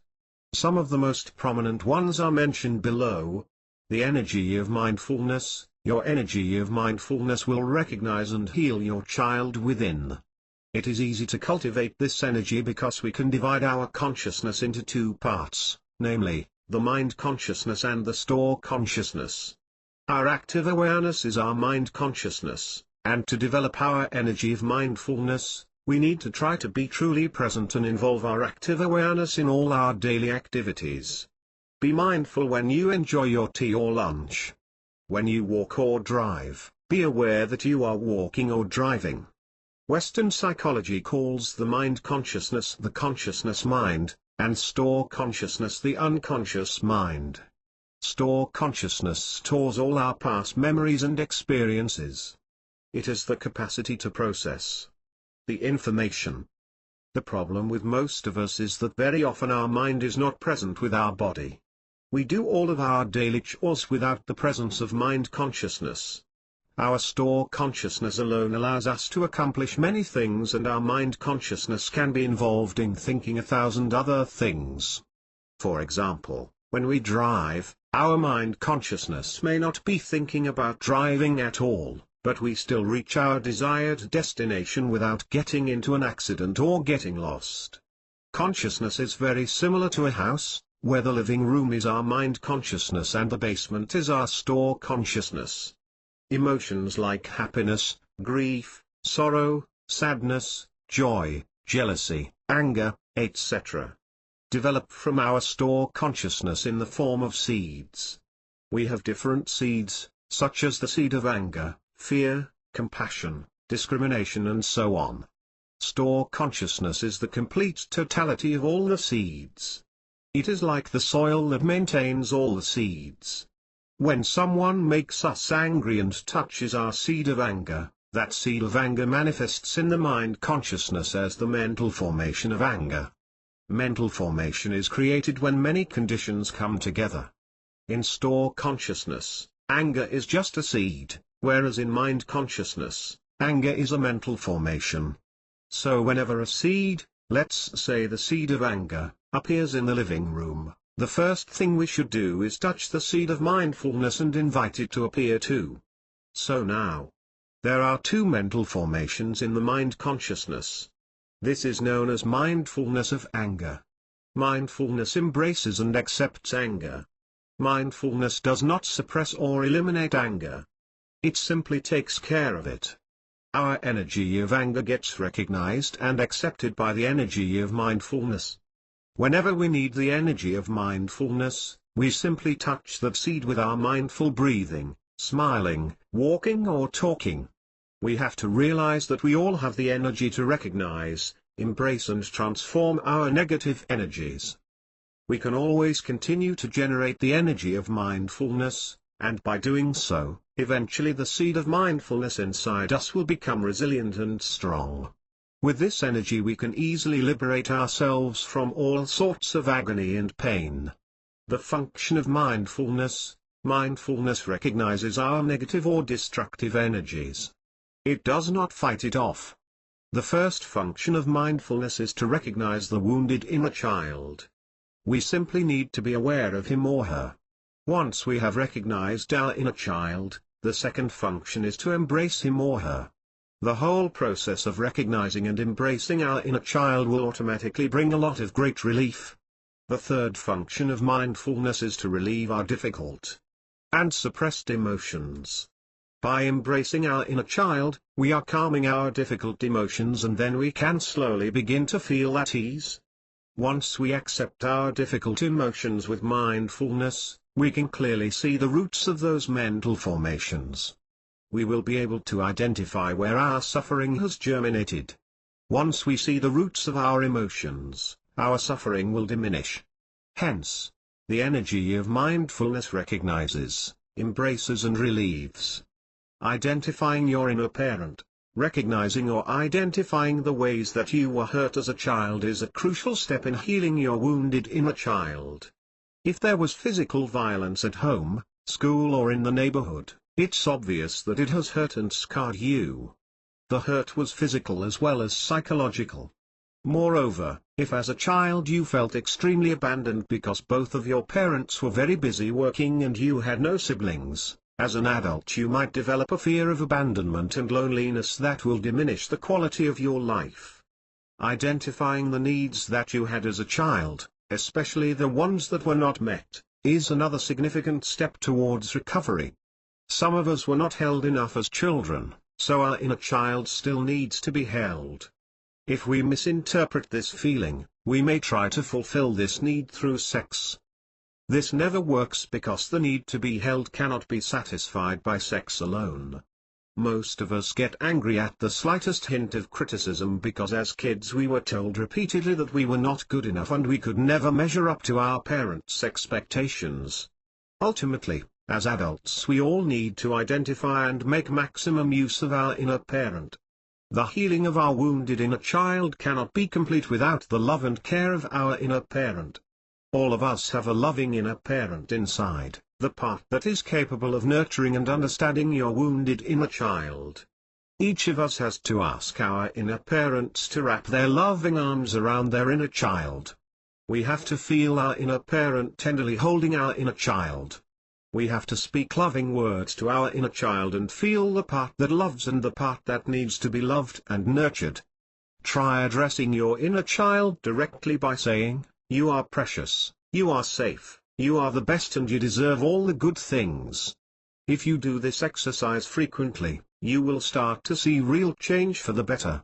When your inner child feels the love and care of your inner parent, you become free and whole. The art of listening. The art of listening is not about listening to others, it is about listening to our wounded inner child.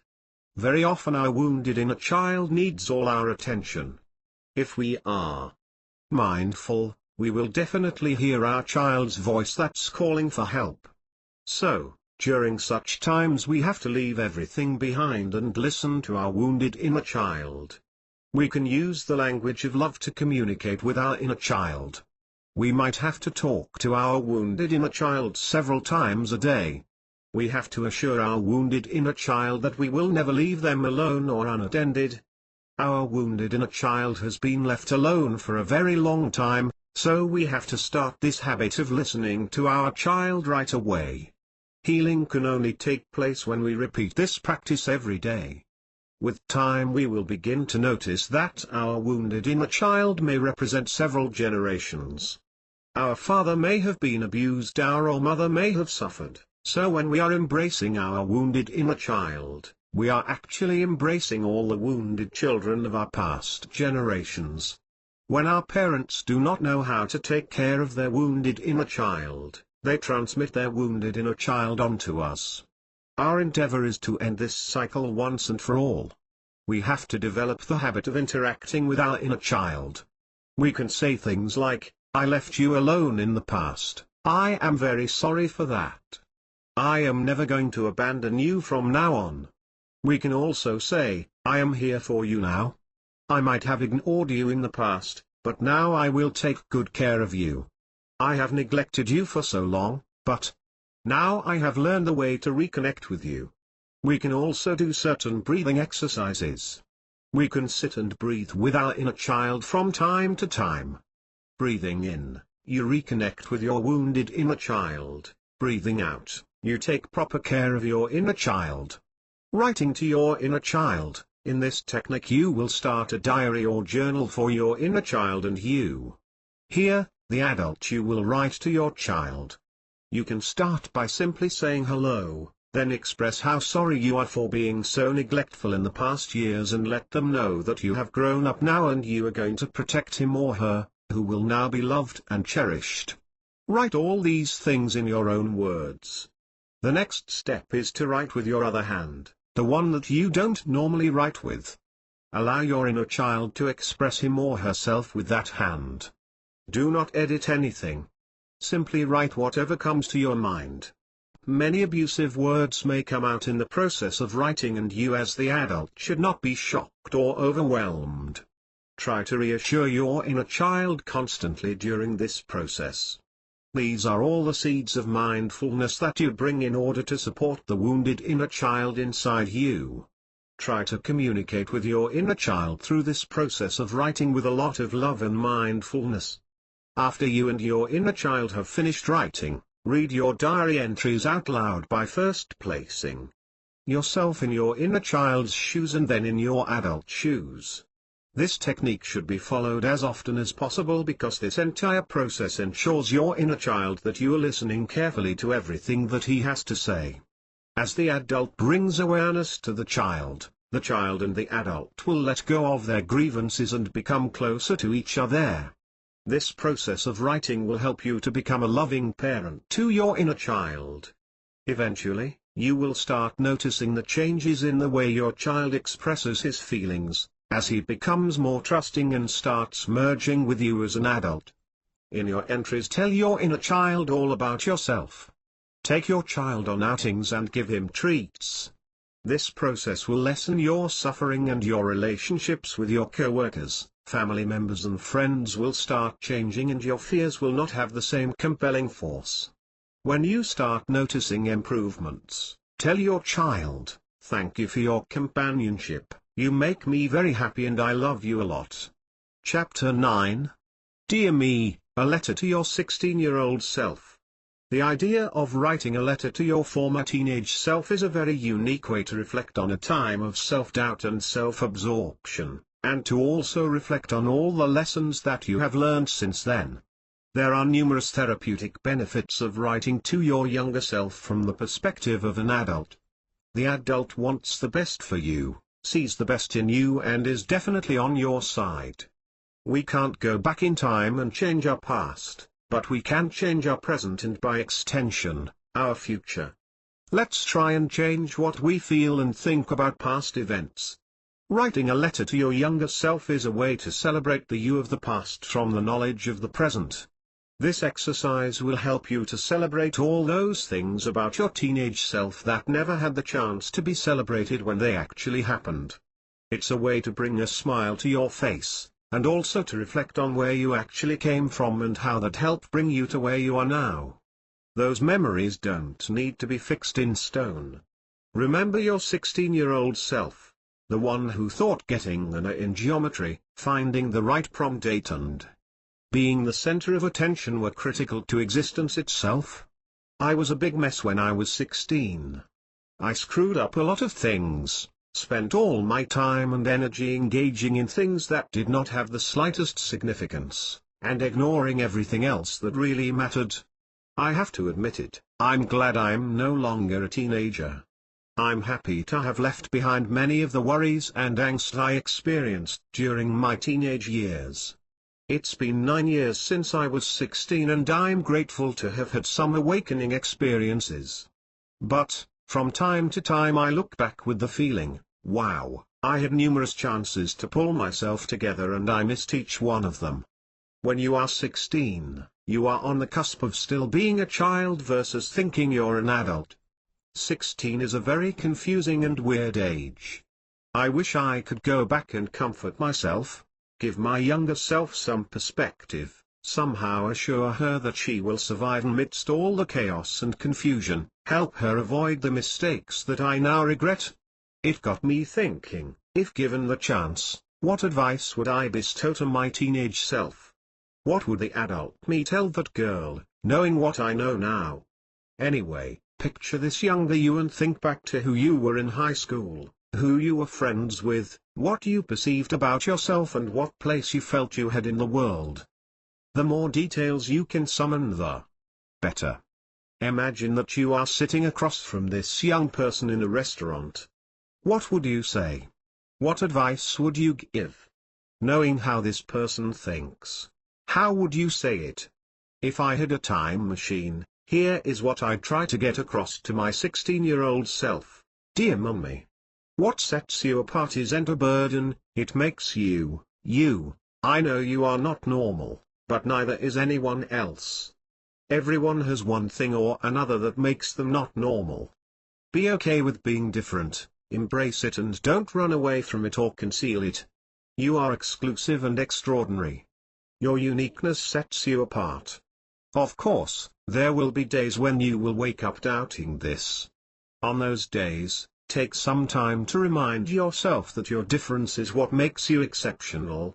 It will give you the much-needed boost you need to face the world. No one is normal, we are all just trying to make it through this journey as best as we can. Quit trying to be perfect, it will never happen. Perfection is overrated. Rest assured that those who appear to be perfect are not, as there is no such thing as perfection in people. Cut yourself some slack and enjoy your freakishness. Stop trying so hard to fit into the crowd, you never will. It is better to be abnormal. I know no one understands you and criticizes your demeanor in every possible way, just don't let that alter you, because it is better to be an abnormal genius than a normal dimwit. Normal is boring anyway. Think of how mundane life would be if everyone subscribed to the so-called normal. Normal is doing what is easy and convenient.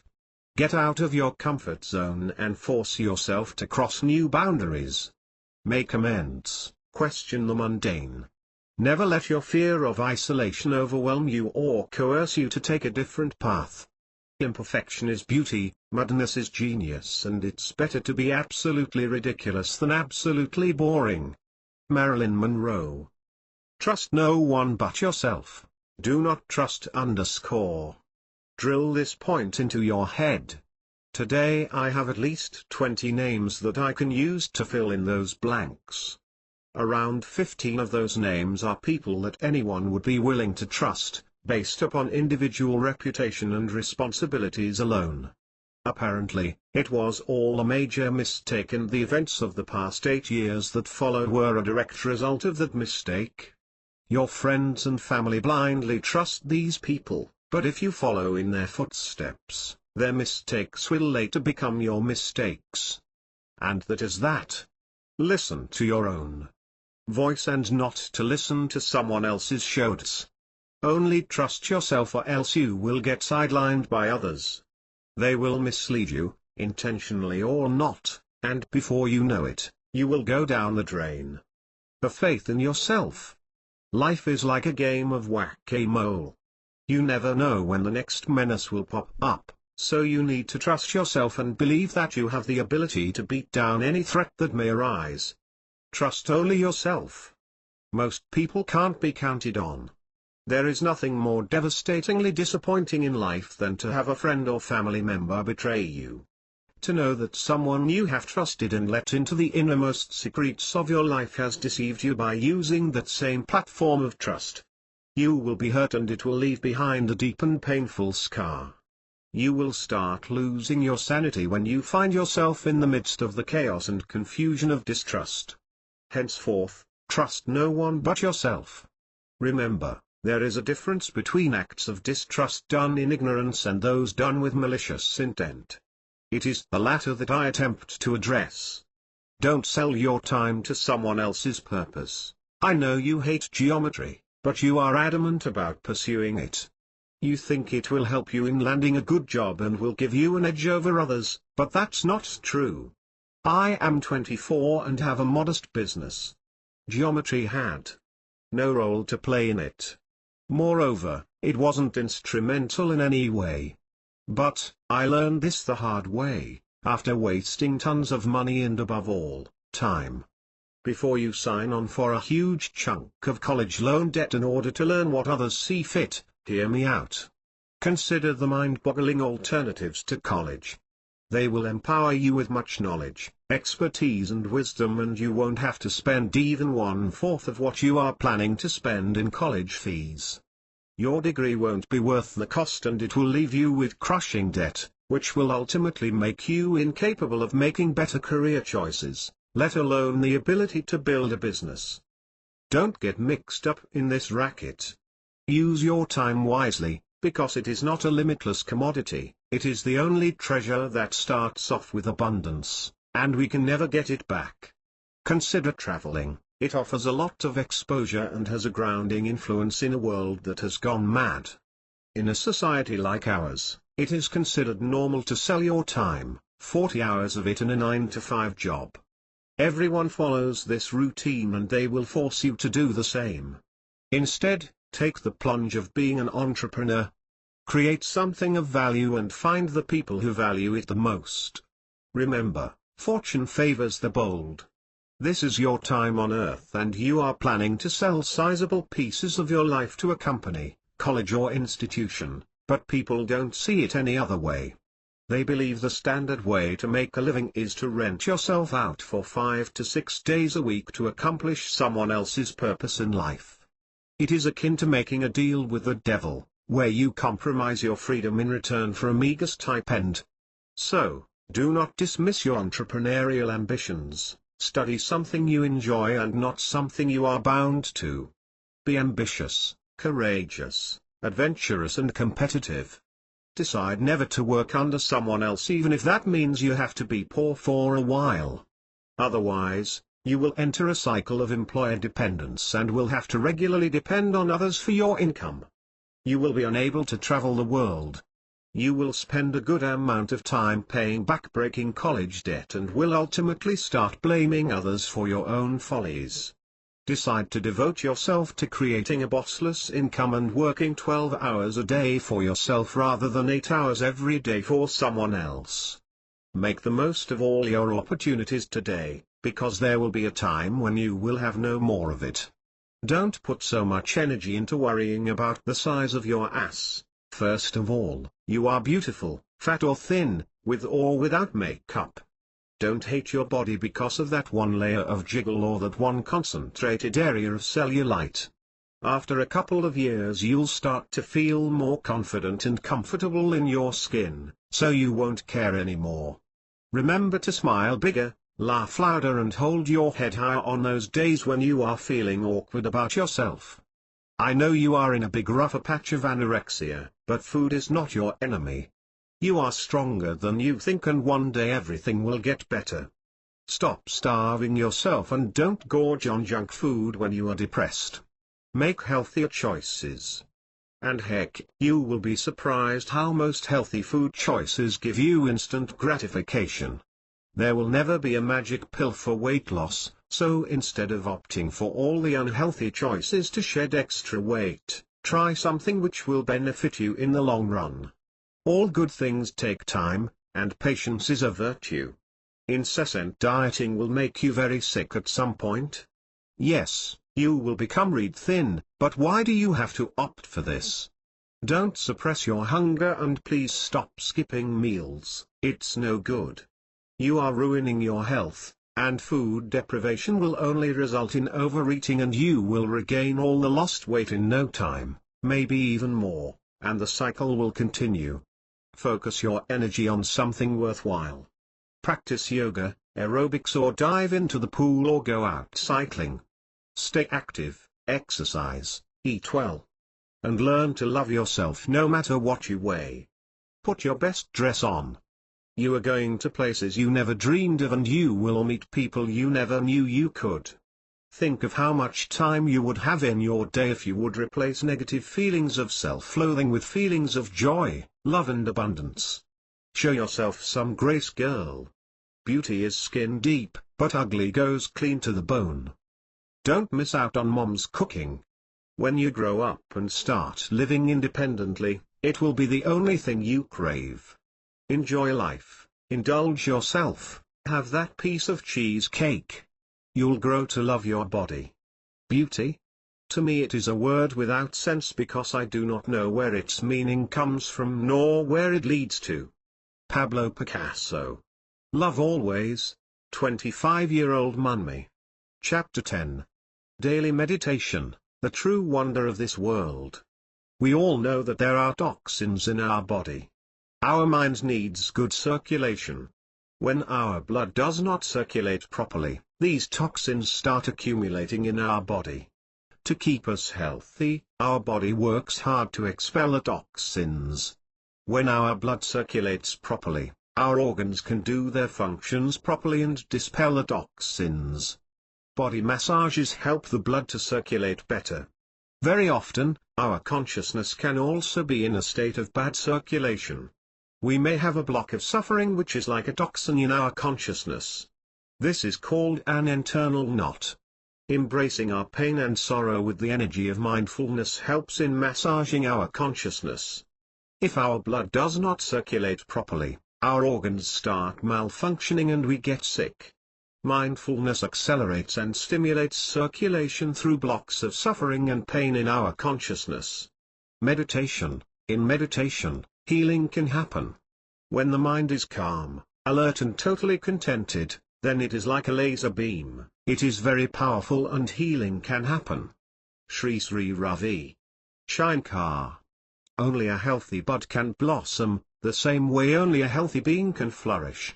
To attain a healthy state, one has to remain calm and emotionally sound and stable. Very often it is said that the root of all illness is in the mind/consciousness. Hence, attending to the consciousness and clearing it of disturbances can help in speeding up the recovery process. Meditation fosters a spiritual transformation. When you start learning more about life, the great mysteries of the universe starts unfolding one by one. Preparing for meditation, first, sit in a very comfortable chair in a bright or well-lit room and relax completely. Open all the windows of your room and free your mind of disturbing thoughts and cultivate the energy of mindfulness. Take 10 deep breaths, inhale through your nose and exhale forcibly through your mouth. Mentally ask the Almighty to cut any cords that are blocking your meditation and the healing process. Ask Him to assist you in the process of meditation and try to feel His magnificence. The process of meditation. Imagine that you are in a children's playroom. The shelves are packed with all your favorite children's books. All your childhood toys are present in that room. There is a small table in one corner of the room that is filled with crayons and coloring books. The door opens and a small child walks in and stares at you. You instantly recognize that this is your inner child. You then ask him to sit down and assure him that he is safe with you in the room. Ask the child his name and wait for the answer. As the child is busy playing or coloring, look at him with all the issues that you despise in yourself. How does this process make you feel? Honor your feelings for a few moments. Imagine that there is a magic wand lying next to you on the floor. This wand has the power to eliminate negativity from all things. Pick it up and point it at your inner child and say, "Show me who you truly are." A ray of bright blue light flows from the wand to your inner child, and this light removes all the imperfections and issues that you dislike about yourself. This light reveals the spirit and the true identity of the person inside your inner child. So, what do you see? What memories or feelings arise about your inner child? Ask your inner child how old he is now and how he feels right now. Ask your inner child what you should do to make him safe. Open your arms to your inner child and say, I owe everything to you and I am grateful to you, but now as an adult I will take care of you. I love you and you are safe and secure with me. Towards the end, slowly ask your inner child what he would like to do today and try to honor his wish. After the meditation, it is a good idea to journal all of the feelings and experiences you had during the meditation process. Remember that all the negative things the magic wand removed were not part of you. The magic wand helps to reveal the real you. The process of meditation will help you to have compassion for yourself and will teach you to love your inner child selflessly. Repeating this process of meditation regularly is a good habit. It will have phenomenal results. Your inner child might have difficulty trusting you, and the more you work with them, the better your results will be. Mindful meditation. There are numerous ways to meditate and there are probably many more than any of us know about. Mindful meditation is a type of meditation where you simply focus on one specific thing. This could either be your breathing, any other sensation in your body or any random object outside of you. Mindful meditation teaches you to focus strongly on just one point and to bring your attention back to the focal point whenever it wanders. Benefits of mindful meditation. Your stress, anxiety, depression, irritability and exhaustion will gradually decrease with regular sessions of mindful meditation. Your memory will improve and your physical stamina will increase tenfold. People who meditate regularly are far less likely to suffer from any kind of psychological distress.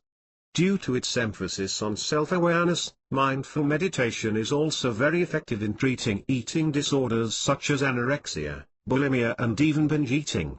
It also reduces external eating frequencies and improves emotional eating. By combating maladaptive eating behaviors, mindful meditation can become an effective means toward weight maintenance and reduction. Apart from improving cognitive function, mindful meditation enhances the vitality of the immune system by boosting antibody production. Antibodies are specific proteins that are produced by the immune system to destroy viruses and many other harmful substances. In addition to boosting relaxation and reducing stress, mindfulness can easily lower stress-induced inflammation, which contributes to various physical ailments. It helps in managing irritable bowel syndrome, IBS, rheumatoid arthritis, heart disease, eczema, psoriasis and all kinds of dermatitis. It also slows HIV progression, aids in weight loss, lessens cold and flu effects, lowers blood pressure and improves sleep. Being mindful makes it easier for you to enjoy the pleasures in life. It helps you to remain fully engaged in activities and enhances your capacity to deal with all the adverse circumstances. You will realize that by focusing on the here and now, you are much less likely to get caught up in worries about the future or any regrets over the past. I am no expert in meditation, but I have been practicing it since my teenage years and it has greatly helped me in connecting with my inner child. It just takes 10 minutes of silence to connect to your soul. I don't understand why someone can't spend 10 minutes of their life meditating every day. Chapter 11. Inner Child Expressive Therapy. For a very long time I was only dependent on meditation to calm my mind and find peace. During our research, we came across a lot of other alternative therapies that can heal our soul. What is it? Inner Child Expressive Therapy uses writing, movement, music and play to heal the wounded inner child. This therapy is used to release all sorts of negative thoughts and actions. With the help of free creative thinking, the inner child is capable of freely expressing desires and wants. The neediness of our parents made us believe that we were the one who was in default. We all developed various defensive patterns of protection in order to survive. Our defenses hid our true self, so as an adult we lose the ability to see who we truly are. We are anxious, afraid and angry all the time. We have easily conformed to the expectations of others, and those expectations make us unhappy. Breaking through all the layers of self-doubt takes work and nurturing. We all have the ability to heal ourselves through the various techniques used in healing the inner child. Each inner child therapy encourages the use of free expression and exploration. Being open fosters the discovery of your true self. Expressive therapy gives you the opportunity to explore without any fear or judgment. It allows the medium of writing, movement and play to gently guide you, and helps you to connect with your inner child. It gives you the chance to freely express, acknowledge and accept yourself. Types of inner child expressive therapy. Play therapy. This therapy is based on the fact that play is the most natural medium of your inner child's self-expression. In this therapy you have to encourage and allow your inner child to express all of his negative and defeating emotions symbolically, without using any words. This is a form of inner child expression that encourages your inner child to act out and recreate interpretations using Sandor games. Play therapy provides a window into the inner child's world of feelings. Play therapy provides a non-confrontational way for the inner child to express conflicts. It differs from regular play because this therapy is guided by a skillful therapist who is trained to reflect their inner issues in a very effective way. The therapy creates a safe and relaxed experience for the child to express their issues unconsciously, using toys, games and many different types of interactive play methods. This therapy is done under the supervision of a trained facilitator. In this therapy, a wide variety of artistic materials and toys are available to make the child feel comfortable and to work as a means of communication between the child and the therapist. During the course of this therapy, the hidden issues of the inner child become clear because the facilitator is skilled in reading the language of the play. The play that the child enacts is an unconscious representation of what they are facing internally. For instance, if a person is having difficulties with certain relationships, then his inner child will play out exactly what is disturbing him within the therapy. The inner child accurately communicates their experience of that particular relationship through the use of toys or any other object. Eventually the inner child starts trusting the therapist and fully expresses the emotions of their inner world. They are then free to explore creative solutions to the inner child's issues. Writing therapy. We have already discussed this technique before. This therapy allows your inner child to communicate with the use of words. Use the art of writing to express your inner child and all of your self-defeating feelings and thoughts. This process will help your inner child to create optimal living. Writing all your experiences down is very helpful in recovery. However, most people experience a fear of writing. Some people even fear approaching their desks in order to start writing. I will tell you a story about a guy. Let's call him Derek. Derek was starting the process of writing therapy, but he would write at a more intellectual level, always circling the pain at a safe distance. Every time he tried to confront his fears and work through them, he'd start to shut down. Either his mind would go totally blank or he'd start panicking or start dozing off. In all of these different ways, he stopped himself from expressing and writing down his deepest feelings. So, he consulted a therapist. They discussed his issue for a very long time and the therapist suggested to him a wonderful solution. He asked Derek to come up with an image that aided him to cross into a different level of feeling. So, whenever Derek experienced any difficulty writing, he'd imagine crossing a small stream and feeling rejuvenated by the momentary submersion of his feet into the cold water of a stream. Derek used that image to change the feeling of writing, crossing into healing and definitely not into danger.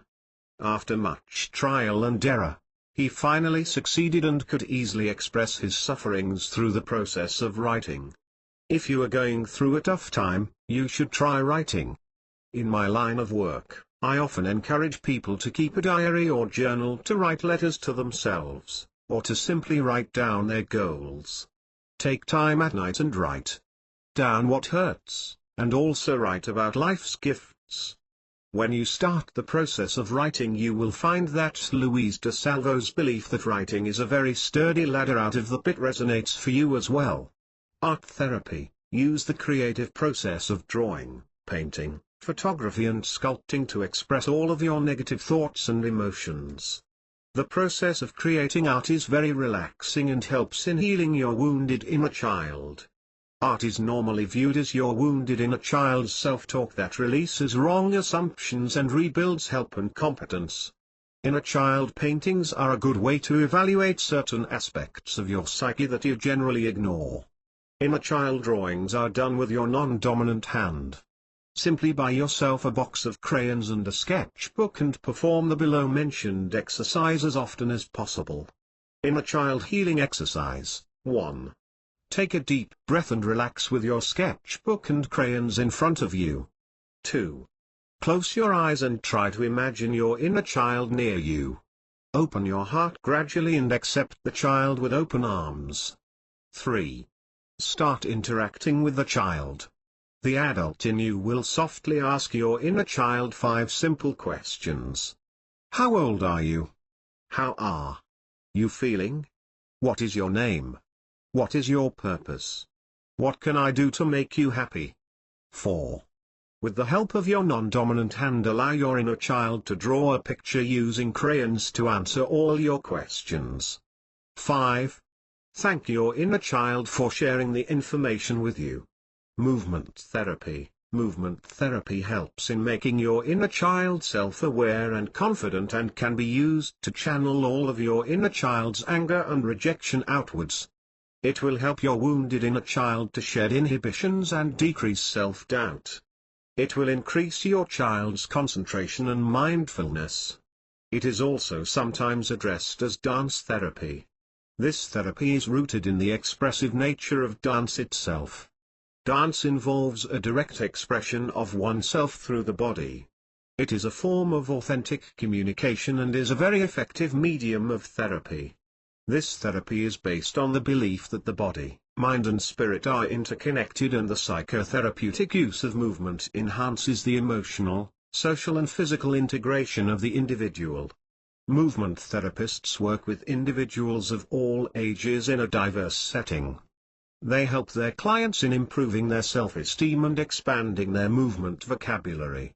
They help them to gain insight into various patterns of behavior and create many options for coping with problems. This therapy is a very powerful tool for solving inner child issues, stress management and the prevention of various mental health hazards.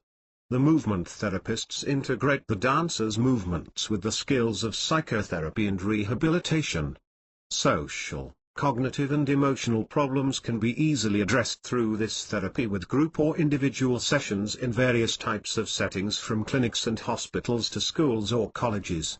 The fact that this therapy is solely immersed in the language of the body sets it apart from the other types of therapy. Music therapy. This therapy is used to regulate those emotional factors that affect communication, social behavior and regulation. Music can shape your inner child's behavior and explore all the underlying emotions. Music will help your wounded inner child to self-regulate and reduce anxiety.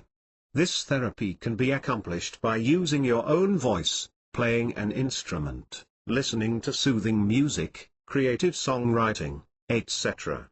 This therapy uses music as a therapeutic relationship to address physical, emotional and various social needs of individuals. After carefully examining the needs of each individual, the qualified music therapist provides the required treatment that includes singing, creating, moving to and listening to music. This therapy also provides various avenues for communication for the ones who find it extremely difficult to express themselves in words. This therapy increases people's motivation to become engaged in their respective treatment and also provides a healthy outlet for expression of feelings. Research has stated that music with a very strong beat can easily stimulate brainwaves, which induces better concentration and draws you into a very calm, meditative state. It can also be used to maintain a very positive state of mind and helps keep depression at bay. This can easily prevent stress from wreaking havoc on your mind and body. You can also derive immense benefits from music on your own. You can use it in your daily life for relaxation, to gain energy, to keep pessimism at bay, for catharsis when dealing with immense stress, and in many other ways as well. Inner child expressive therapy is very helpful when you are particularly feeling lonely or abandoned.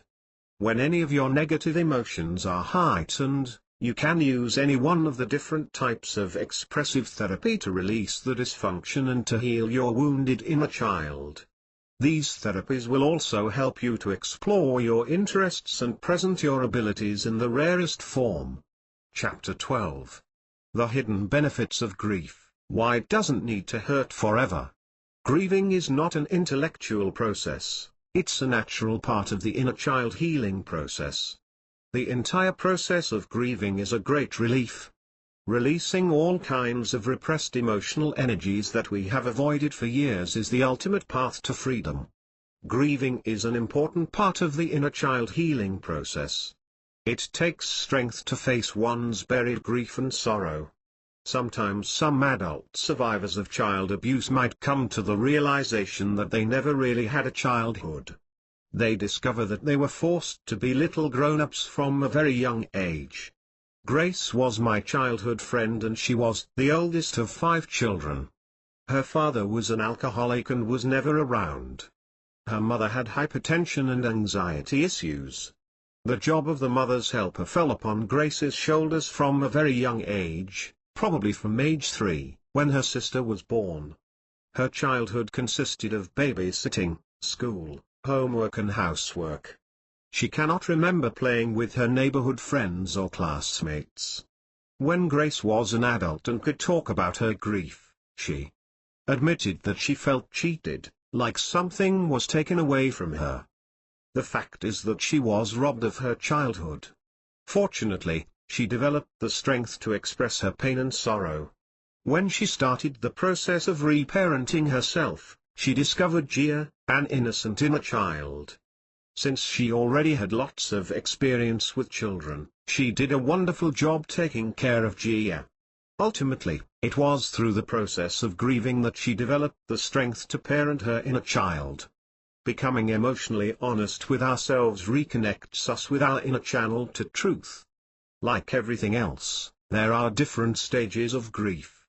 They are: trust. Your wounded inner child needs to know that you will be there for him. Only then will he come out of hiding. Your inner child needs a supportive ally to deal with his abandonment, neglect and enmeshment issues. Validation. You have to accept that all the ways in which you were shamed, used or ignored truly wounded your soul. You need to realize that the people who did that to you were not bad souls, they were just wounded kids themselves. Shock and anger. Experiencing shock is absolutely fine because shock is just the beginning of grief. You have to be angry and shocked to heal your wounded child. It's okay to be angry, to scream and holler. You will need to remind yourself that, I know my parents did the best that a wounded children could do, but I am aware that I am wounded spiritually and that it's had severe consequences for me. I will not tolerate the abuse that ruled my family system anymore. Sadness. After shock and anger comes sadness. You should grieve the betrayal if you were ever victimized. You must grieve your unfulfilled needs, dreams and aspirations. Remorse. Remorse is sometimes much more relevant when you grieve for someone who's dead. For instance, you might wish that you had spent more time with the deceased person. However, while grieving childhood abandonment, you must tell your wounded inner child that you couldn't have done things differently. Loneliness. The deepest feelings of grief are shame and loneliness. You might have been shamed by your parents or friends. You feel abandoned, which leads to shame, and shame leads to loneliness. Since your inner child feels flawed, He tries to cover up his true self with a false self. He then starts identifying himself by his false self, and his true self becomes isolated and lonely. The hardest part of the entire grieving process is staying with this last layer of painful feelings. It's hard to stay in this level, but as you embrace these feelings you slowly emerge victorious. You will eventually encounter your true self that has remained hidden for such a long time. So, by embracing your shame and loneliness, you begin to touch your true self. Benefits of grief support groups. If you are someone who is looking for a support system in your grief, you will greatly benefit from a support group. You will most likely find all the following things there: physical and emotional support in a very non-judgmental and comforting environment. Understanding and support from people who have experienced a similar issue. The chance to start your healing journey by sharing your own story and listening to the stories of other people. A lot of confidence through companionship with other people who truly understand what you are going through. Coping skills to help you during the most difficult days of your life. A better understanding of how children, friends and family react to loss. The right to grieve and live a productive and cheerful life. Teary-eyed evolution, the miracle of tears. When was the last time you cried? Shedding tears is very healthy and is a better way to deal with emotional problems. This finding supports the expression, to cry it out helps a person feel a lot better. Research has proven that people actually feel better, both physically and emotionally, after crying. The simple act of crying dramatically reduces an individual's manganese levels, a specific mineral which greatly affects mood and is found in up to 40 times greater concentration in tears than in blood serum. Crying makes 8 out of 10 people feel better, diminishes stress levels and boosts the immune system. The bright side is, it's free, has no side effects other than runny makeup and is available to almost everyone. It might not be a blockbuster drug, but it's very effective at healing and alleviates the mood of 90% of weepers. Sometimes researchers even suggest inducing tears to those who find it difficult to let go. Tears bathe each of your corneas, which prevents your eyes from drying out, which can sometimes lead to blindness if not checked. It also aids in washing out foreign particles such as dust, which is obviously an omnipresent part of the air. A very famous personality once said, "The significance of shedding tears can be recognized by observing what happens when someone does not have them." Not being able to secrete tears leads to burning and redness of the eyes, and light itself becomes very bothersome. The eyes start itching constantly and have a very gritty feeling. This condition is somewhat similar to having sand in your eyes. Sometimes the inability to shed tears leads to ulcers that develop on the cornea, which results in loss of transparency. Is crying significant when you are grieving? There have been many claims that crying significantly reduces pain. The seemingly simple response of shedding tears is an integral part of the miracle called the human body. Without tears, life would be extremely uncomfortable, and in their long run, eyesight would be blocked out altogether. So, you don't have to suck it up every day and push your feelings aside. In fact, that is one of the worst things you can do to yourself. The death of a loved one is one of the most intense emotional experiences. Hence, it's no surprise that it is easily accompanied by a flood of tears. However, not everyone cries when they grieve, and some even cry much less than others. So is that a reason for concern? Not necessarily. Crying is an integral part of the grieving process, but a lack of tears shouldn't be seen as a red flag. Individuals differ a lot in both their tendency to cry and also the way they respond to the stress of grief, because there is no right or wrong way to grieve. What mostly matters is that you are able to express yourself in a way that's completely consistent with your personality. In reality, the ones who are unable to express themselves the way they would like feel worse. Hence, it's very essential to provide a safe, secure and comfortable place where the grieving person can be themselves. The volume of tears varies greatly from one person to another, so if you are someone who cries 8 times more or 6 times less, it's still 100% of your crying. The perception of pain is so unique that certain situations that aren't a big deal to others may feel like the end to you. Very often, only time can heal your pain, so it's always better to accept the situation, embrace it and feel every emotion that comes to you. If you try to mask your feelings with denial, drugs, sex, alcohol, gambling, shopping, etc., the internalization will eventually come back to get you.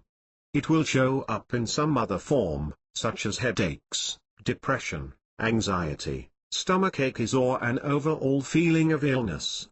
Emotional awareness is very important for our well-being. It is extremely hard to experience betrayal, embarrassment and despair, but it is essential to simply feel all of these emotions. Allow yourself to feel whatever it is that you are going through. It's very important to know that it's okay to cry. It's fine to yell in your pillow when you are exasperated.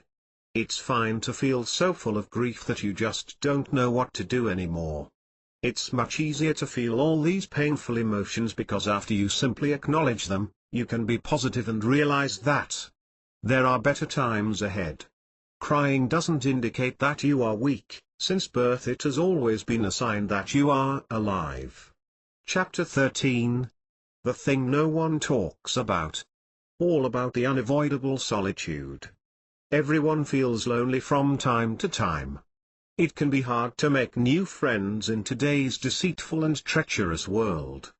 Most people become aware of the feelings of loneliness especially during the holiday season or during times of hardship.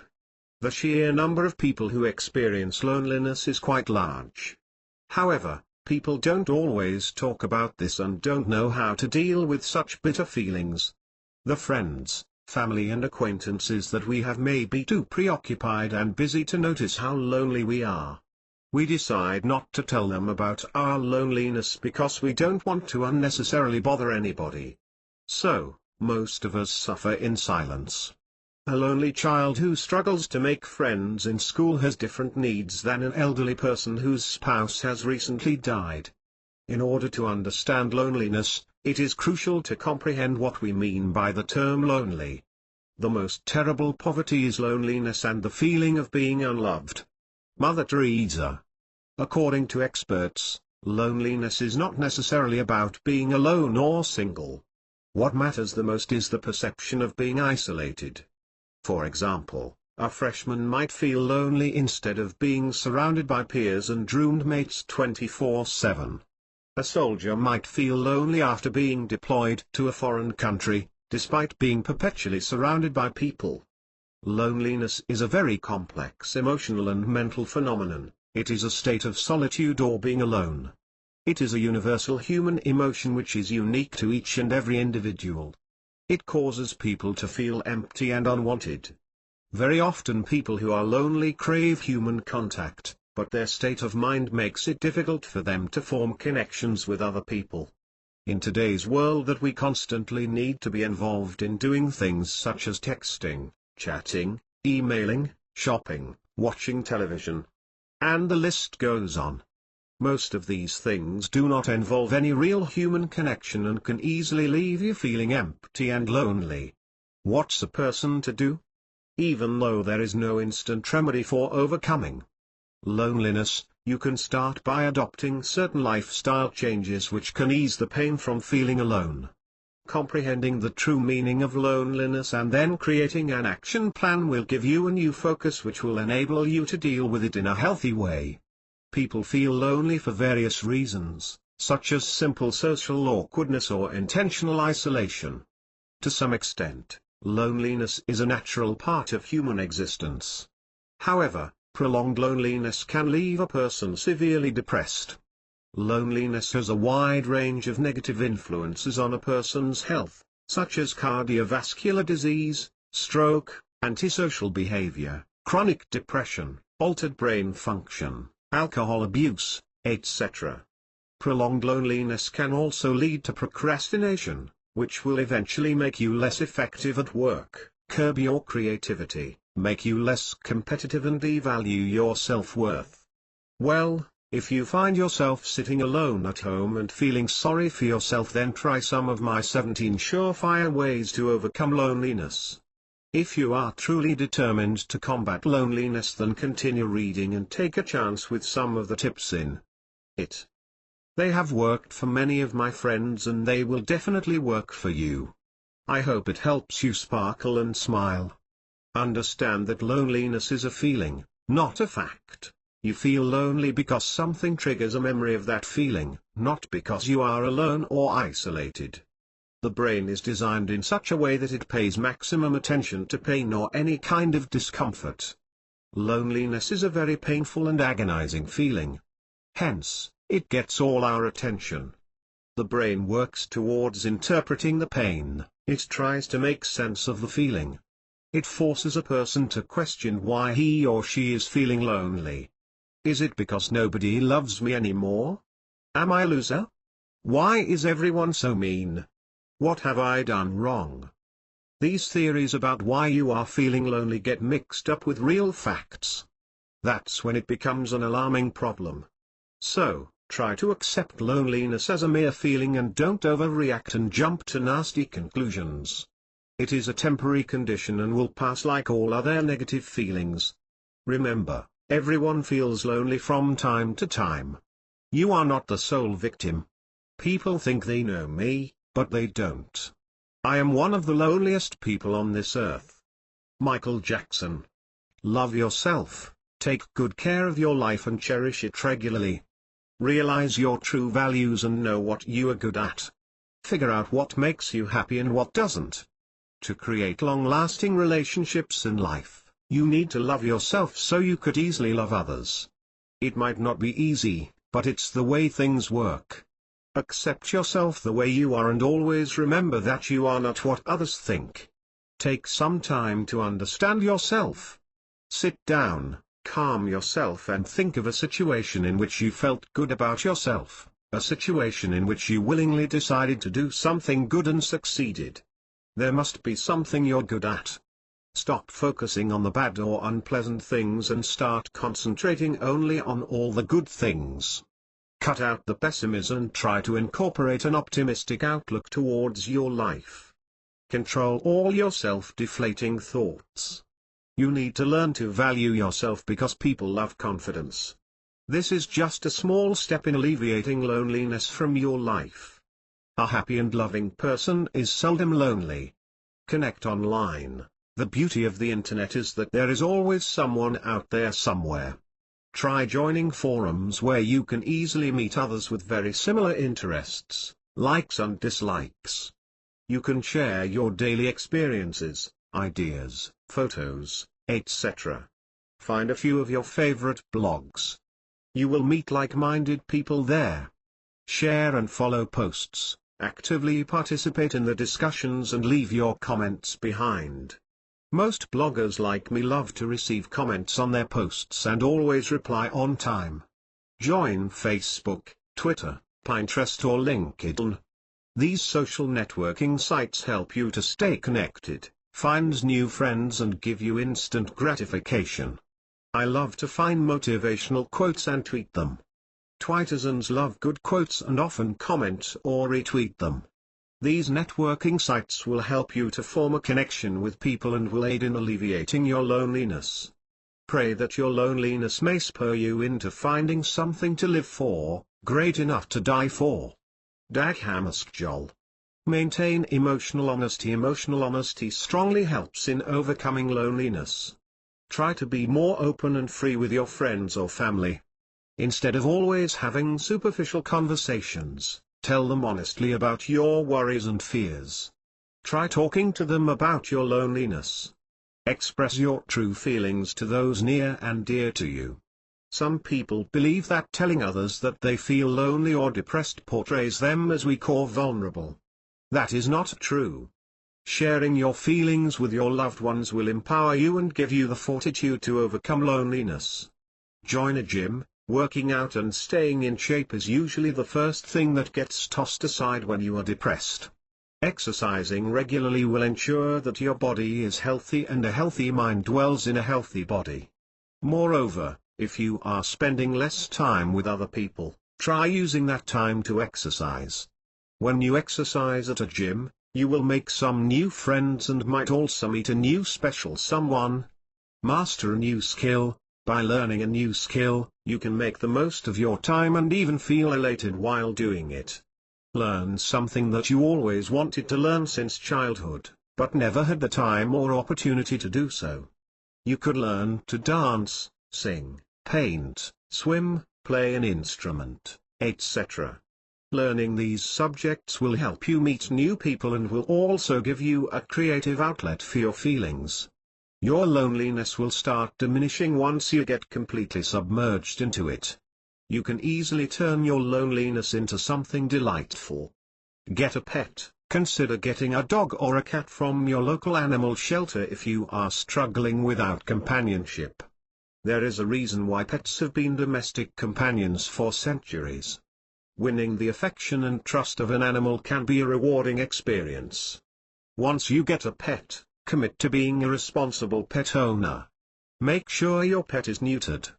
Most pet owners are well aware of the immediate joys that come with sharing their lives with companion animals. In fact, there are many mental or physical benefits of playing with or snuggling up to a furry friend. It's impossible to stay in a foul mood when a pair of loving puppy eyes meets yours or when a soft kitty rubs up against your hand. Join a support group. Support groups are great places to meet new people and make new friends.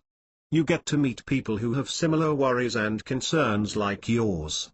Sharing common interests and agitations is a great icebreaker. These groups bring together people facing similar issues, whether it's loneliness, relationship problems or other major life changes. The members often share their experiences, innermost feelings and advice. Getting to talk to people who are in the same boat can be very helpful. Join a club. Joining a club can help you accomplish several things. It will slowly take your mind off of feeling lonely as you get involved in the fun activities. It will act as a mood elevator. It will keep you preoccupied and you will get to meet many intriguing and like-minded people. If you are interested in sports, join a sports club. Playing soccer, golf, tennis or swimming might be avenues to meet new people. The best way to overcome loneliness is to go out and do the things you love. When people are doing what they love, they are generally happy and emit a positive energy that easily attracts others to them. It also ensures that you will find friends who like to do the very same things. Being free means being lonely. Donald D. Campbell. Learn to make small talk. Generally, people who engage in meaningful conversations have an exceptional sense of well-being. But, small talk may be a way of having much deeper and more engrossed conversations. You will need to make small talk in order to move on to closer relationships. Small talk can seem meaningless and for some it can also feel as miserable as a migraine. However, small talk is a smart way of acknowledging other people and letting them know that they matter. If you want to invite new friends into your life, then small talk is like a welcome mat or a compatibility test. It is the simple foundation for more meaningful and involved connections. Small talk is only the beginning and connecting through deeper conversations is the ultimate goal. Befriend books. Visit the library and pick up a good book. Reading is an awesome way to escape into another world.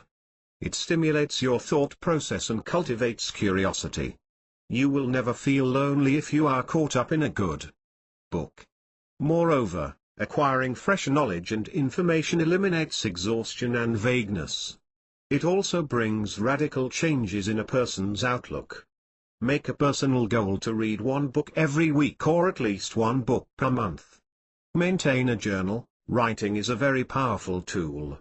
It can help you in identifying many different types of emotions and feelings, including loneliness. If you are feeling lonely at any time during the day, then start writing. Keeping a journal or a weblog is a worthwhile way to beat loneliness. Try to get your emotions down on paper and come up with various ways to create a connection in your life. Journal writing is beneficial to adults as well as children. Try cooking your own meals. Cooking is a very relaxing experience. If you are perturbed or distressed, try cooking a good meal. It is a great opportunity to reflect on your thoughts and lose yourself in a recipe. Explore new recipes every day. Making a home-cooked meal is also a great excuse to find a dinner date. Cooking your own meals will ensure that you eat a healthy diet, and at the same time it can be a meditative experience. Moreover, cooking dinner for a loved one is the perfect way to create a healthy connection. Make music your refuge. Listening to music can help prevent feelings of loneliness, while simultaneously keeping you motivated. A beautiful song can make positive changes in your mind. Choose the kind of music that adequately fits your mood: upbeat, energetic music for an intense hike or slow, soothing music for a meditative hike. There is an expanding field of therapy known as music therapy, which uses music for healing purposes. Listening to music has manifold benefits. It reduces stress, makes you happy, alters your brain waves and motivates you. Music was my refuge. I could crawl into the space between the notes and curl my back to loneliness. Maya Angelou. Meditate. Meditation allows you to look inside and helps all of your thoughts and feelings to come out. Simply sit silently, listen to the music that flows within you and try to get in touch with the cosmic universe. It diminishes your stress and anxiety levels. Once you start meditating regularly, you will eventually attain inner peace. When you start feeling better, your relationships will automatically improve, and because you will be making new relationships along the way, you'll be happy and content. Optimistic people tend to be the happiest. Try to combine your daily meditation with lots of positive thinking. Positive thoughts can lead to the suppression of pessimistic or sorrowful thoughts. If you can make time to connect both meditation and positive thinking, your stress and agitation will resolve. Strengthen current relationships. Most probably you already have people in your life that you could get to know better. If so, try to call them more often, go out with them more and find other exciting ways to enjoy and strengthen your relationships with them. However, always make sure that your existing relationships are based on giving and receiving and not just giving alone. There isn't a lonelier feeling in the world than being involved in relationships in which you do all the giving without getting anything in return. Hire a therapist. Hire a therapist to help you understand your fears. A therapist will help you work through those fears and also aid you in developing specific coping skills to deal with those fears. A therapist will enhance your relationship skills, which will make you much more confident when dealing with others. A therapist can also help you master conflict resolution skills, so that you can easily resolve issues that arise between you and the people in your life. Overcoming loneliness is not a Herculean task. Try to stay positive and always look at the bright side of life. Negative emotions, such as loneliness, sadness and depression, are temporary feelings. They do not last forever. The world is a very exciting place, so don't sit inside your house watching television and feeling morose. Step out and enjoy life. Make the effort to rub loneliness out of your life. Avoid despair, do not wallow, take action and things will eventually change. Loneliness is a temporary condition. So, let's look at it for what it is and then move forward. Chapter 14. Has your adult self spent time with your inner child today? True adulthood revolves around accepting, acknowledging and being responsible for parenting and loving one's inner child. We were all once children and we still have that child dwelling inside us. We are all told by the society to grow up and leave our childish desires aside. We have been taught that to become adults, our inner child must be quarantined or killed. For many, it is not an adult or mature self that's running their lives, rather an wounded inner child inhabiting an adult body. A 6-year-old running around in a 50-year-old frame. It's an angry and fearful little child making all the adult decisions. Can a 5-year-old ever have a mature relationship? An independent life? A career? However, this is exactly what's happening with all of us every day to some degree. So, forget what anyone's ever told you. Stop listening to all the wounded adults. Muffle the voices of the critics. Get to the truth. Spend time with your inner child every day. You are meant to play big with your life. So love and cherish your inner child, go out there and be extraordinary. Never refuse to listen to your inner child, because by doing so you only betray yourself. Be a good parent to your inner child, listen to his needs and treat him the exact way that you wish you had been treated, with acceptance and lots of love. Honor yourself and make this day a very special and memorable one. Your inner child has always been with you, even if he has been tremendously ignored. If you simply acknowledge his presence, he will give you many gifts and will teach you to be happy and content again. He will help you to surrender to all the moments of joy and will show you how to live from your heart. Your relationship with your inner child will be a healing experience. You will be successful in creating an environment of harmony and peace within your body, and this will have a major impact on your health and healing process. Always make sure that you spend time with your inner child and let more fun into your life. Stop taking everything so seriously, live from a place of wonder and curiosity. Make time for play and for everything else that you no longer do. There's nothing more important in life than loving yourself and being who you are. Most of us simply end up living someone else's life and we dismiss happiness as a direct result of that. Fulfillment only comes when you stop pretending and start living your truth. There's no point in reaching the end and realizing that you never allowed your real self to come out and play. An excellent life only grows out of an authentic one. Truly. A note to my readers. We have finally come to the end of this book. I sincerely hope you have thoroughly enjoyed each and every chapter. If I can bring a spark into your life for at least one day, I will consider my purpose to have been fulfilled. It really makes me happy to read what my readers have to say. I do not answer phone calls, but I make sure to personally reply to each and every email I receive from my readers. I love to make real connections with people so that we can help each other with our troubles. I always make sure that each and every reader of mine receives all my upcoming new releases for free. You will need to sign up for my mailing list. Don't worry about spam and marketing mails. I am not a jerk. I hate spam as much as you do. I only use it to connect with my readers. You will receive an email when I publish my new book. Sometimes, I might also contact you just to say, hi. 2014 by Mummy Sama.